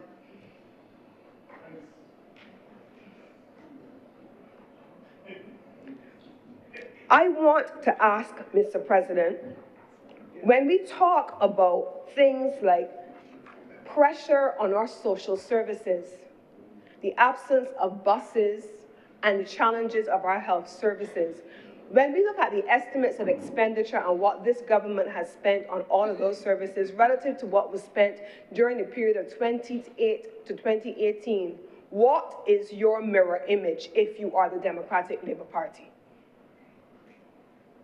What is your mirror image? When you stand here, Mr. President, and you speak about jobs, and it is the wrong time, and it is rushed, Mr. President, the father of independence and the father of CARICOM, what is your mirror image? Mr. President, I want to come to a couple of things that were raised here, because Senator Walters in his contribution spoke about disadvantaging citizens every day, unemployment camouflaged as entrepreneurship, and I was very confused, Mr. President, because I'm speaking from heart, Mr. President. I started this debate and I deliberately kept it on a high note. I deliberately gave credit to nearly every prime minister since independence, including those on both sides of the aisle, because I wanted to keep this at a level that was deserving of a conversation on regional integration. I did that on purpose, Mr. President. But the mirror image of the Democratic Labour Party had to show itself. And it took the debate in a direction that could not have been anticipated by anyone who came in here thinking that this was an aspirational goal that our region was coming into maturity with, and that they could rise to the occasion. Their mirror image in 2025 does not reflect what their forefather set in place for them. It does not reflect our Bolton Barrow's image. It is disgraceful, Mr. President, it is. And it speaks to the cognitive dissonance. Senator Nichols, he is not well today, and I want to thank him for still sticking it out with us at this hour of the night and still speaking. I know he's not well, but he's here. But he spoke about cognitive dissonance, Mr. President. Cognitive dissonance. How do you speak about buses with a straight face? How do you speak about unemployment with a straight face? How do you speak about health services with a straight face in a regional integration debate where Senator Trim, now here in her seat, spoke about what happened to her and her family, and sit down and not do what Senator Rogers did when he stood up and said to Senator Trim, I am sorry. How do you stand up and not say, I'm sorry for what you went through? I see you, I feel you, I understand what happened to you. It wasn't me, but I heard you. I even said to Roshana jokingly, but the only thing you want to do is cry, but I would have cried for her, Mr. President, because that was a painful experience that she recounted in her family. and you stand up and you speak and don't even say, I'm sorry, Mr. President, what is your mirror image? What is your mirror image? You speak about young people and leaving the University of the West Indies, but cut off that which Errol Walton Barrow set up. Free education, what is your mirror image?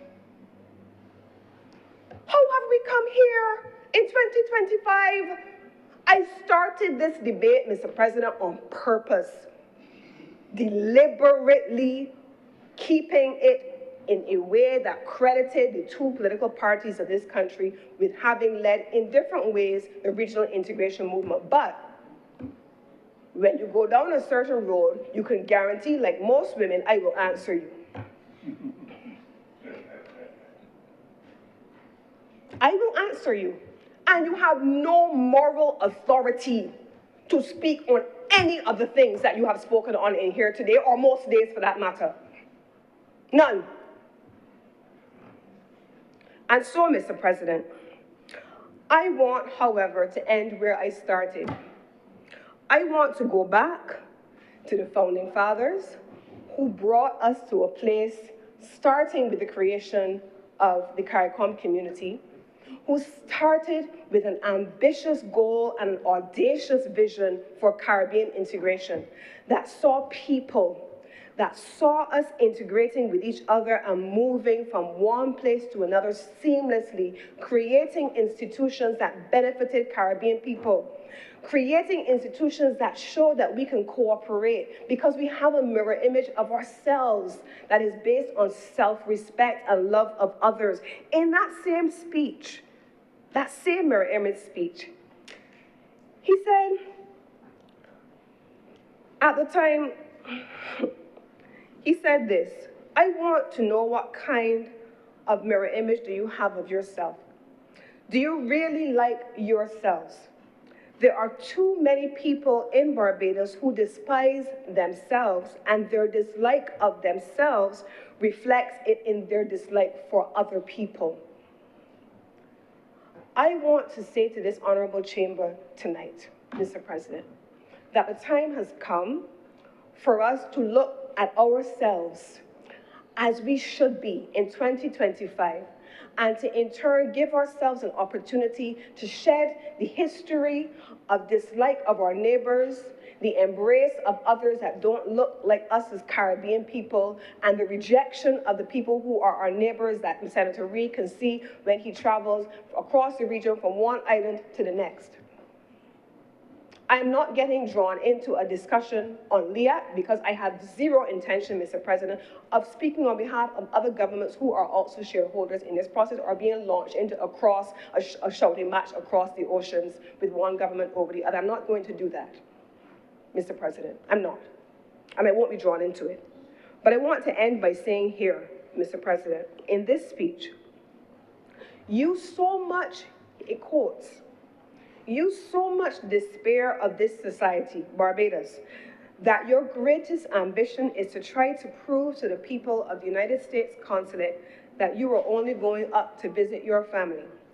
And you are surprised when the people at the United States Embassy tell you that you do not have a strong reason to return. You are the only person dishonest enough with yourself to realize that you do not have a strong reason to return to Barbados. But I tell you, I am being honest with the man down there. Oh yes, I am returning. The people in this Caribbean region are happy to go to each other.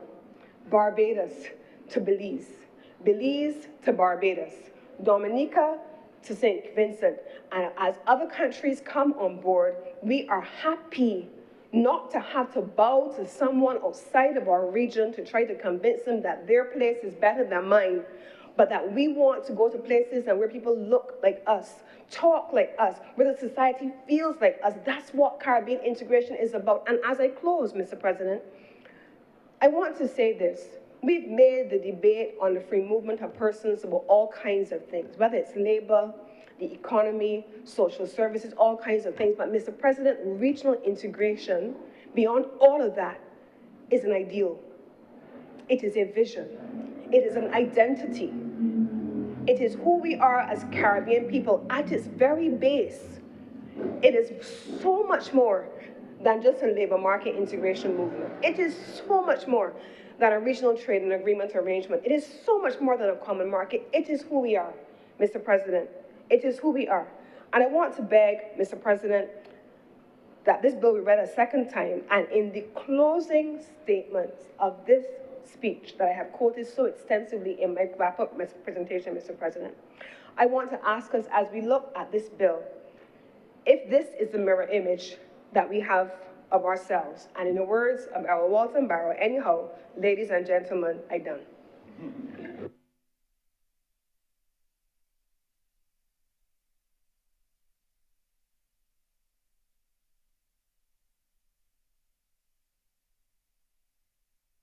I beg to move this bill be read a second time. The question is that this bill be read a second time.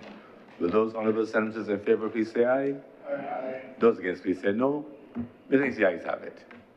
Mr. President, I beg to move that you do not leave the chair and the Senate resolve itself into committee for further consideration of this bill. The question is that I do not leave the chair and the Honorable the Senate resolve itself in the committee for further consideration of this bill. Will those honorable senators in favor please say aye? Aye. Those against please say no. Methinks the ayes have it.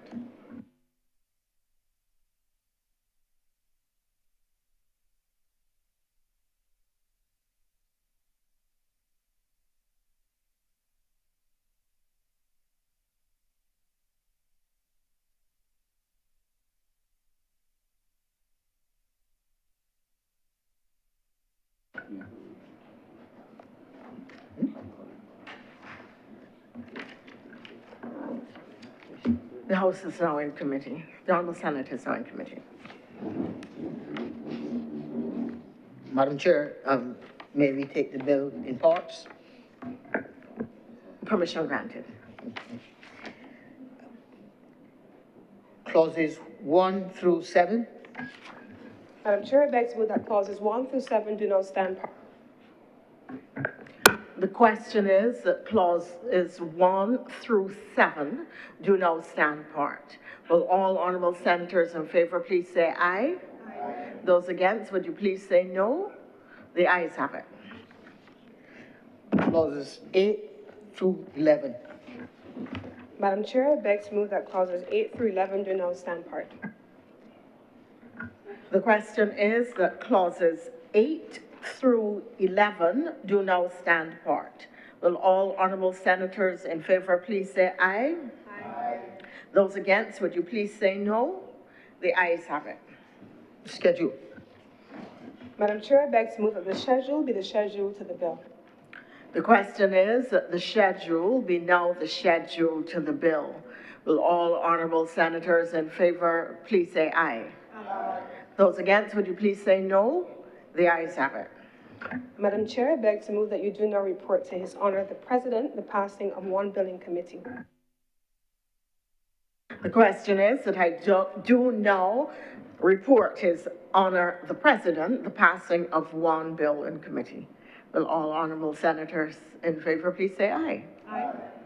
Those against, would you please say no? The ayes have it.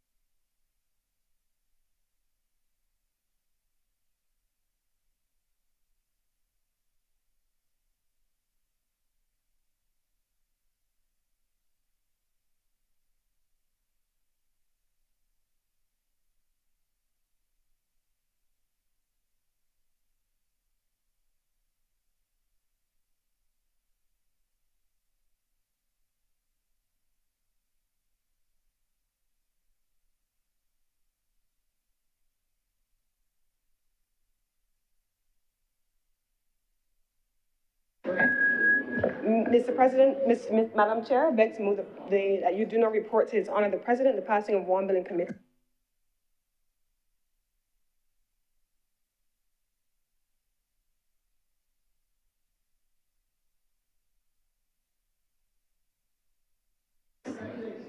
Question is that I do now report to His Honor the President the passing of one bill in committee. All those in favor, please say aye. And those against, please say no. The ayes have it.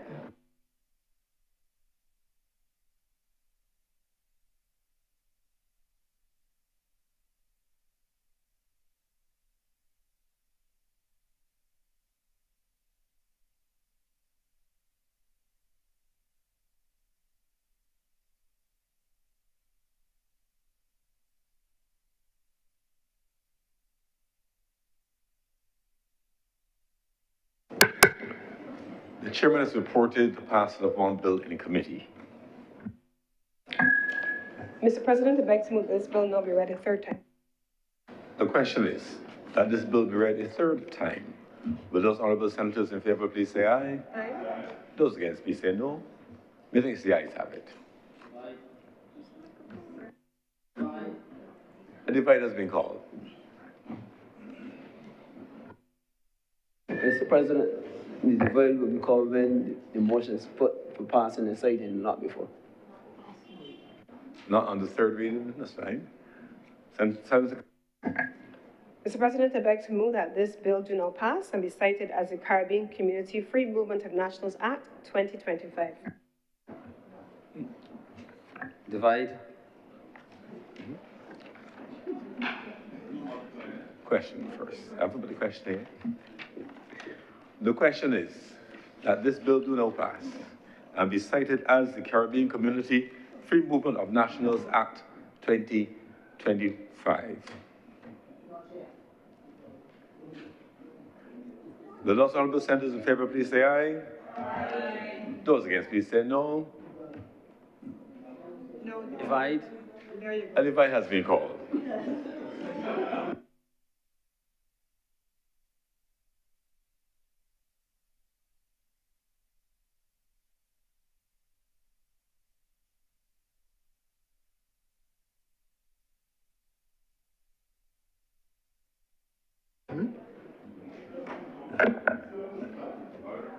Senator Cummins.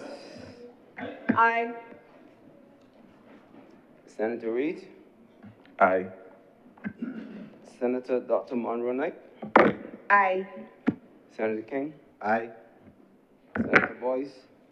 Aye. Senator Nichols. Aye. Senator Morris. Aye. Senator Trim. Aye.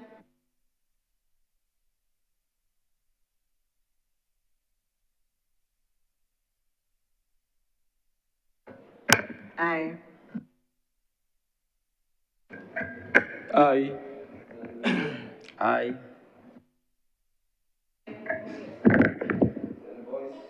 Aye. Aye. Aye. Senator Marlowe. Aye. Abstain.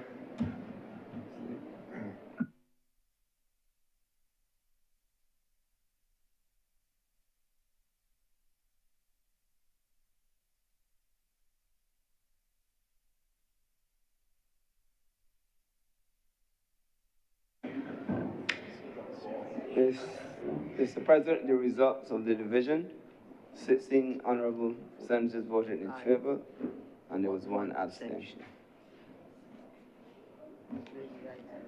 Thank you, members. Based on the results from the divide, this bill is now passed and cited as the Caribbean Community Free Movement of Nationals Act 2025.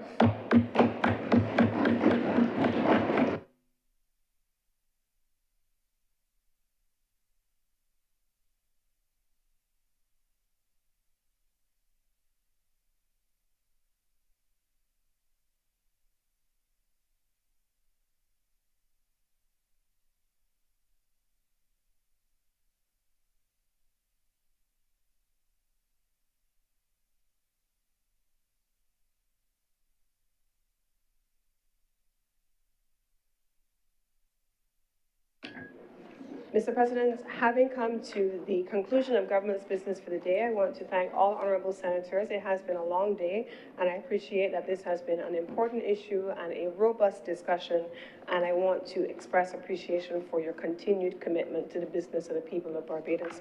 With those words, Mr. President, I beg to move that the sitting of the Senate be adjourned until Wednesday, October 29th at 11 a.m. Senator Maladu. Mr. President, thank you for recognizing me. I would just like, prior to the adjournment, if I might ask the Leader of Government Business when there might be any time reserved on our agenda for the private members' business that I introduced in January of this year regarding a resolution on the Land Acquisition Act. Senator Cummings. Thank you very much, Senator Malou, and I'm happy that you are following up on that. You have been, as you know, out for an extended period of time on leave, and so now that you have returned and you are with us again, the commitment is that we will be able to do that very shortly. Thank you very much, Senator.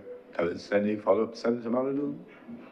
Just a brief thing to say thank you very much, and I appreciate that you did wait until I returned from my absence. Thank you. Thank you. And you do appear to be a fighting form, Senator Maladu, so I think it would be a fair contest. Thank you very much. We've had a long day. I want to thank all honourable senators for their wonderful contributions. It's interesting here to listen to the debate.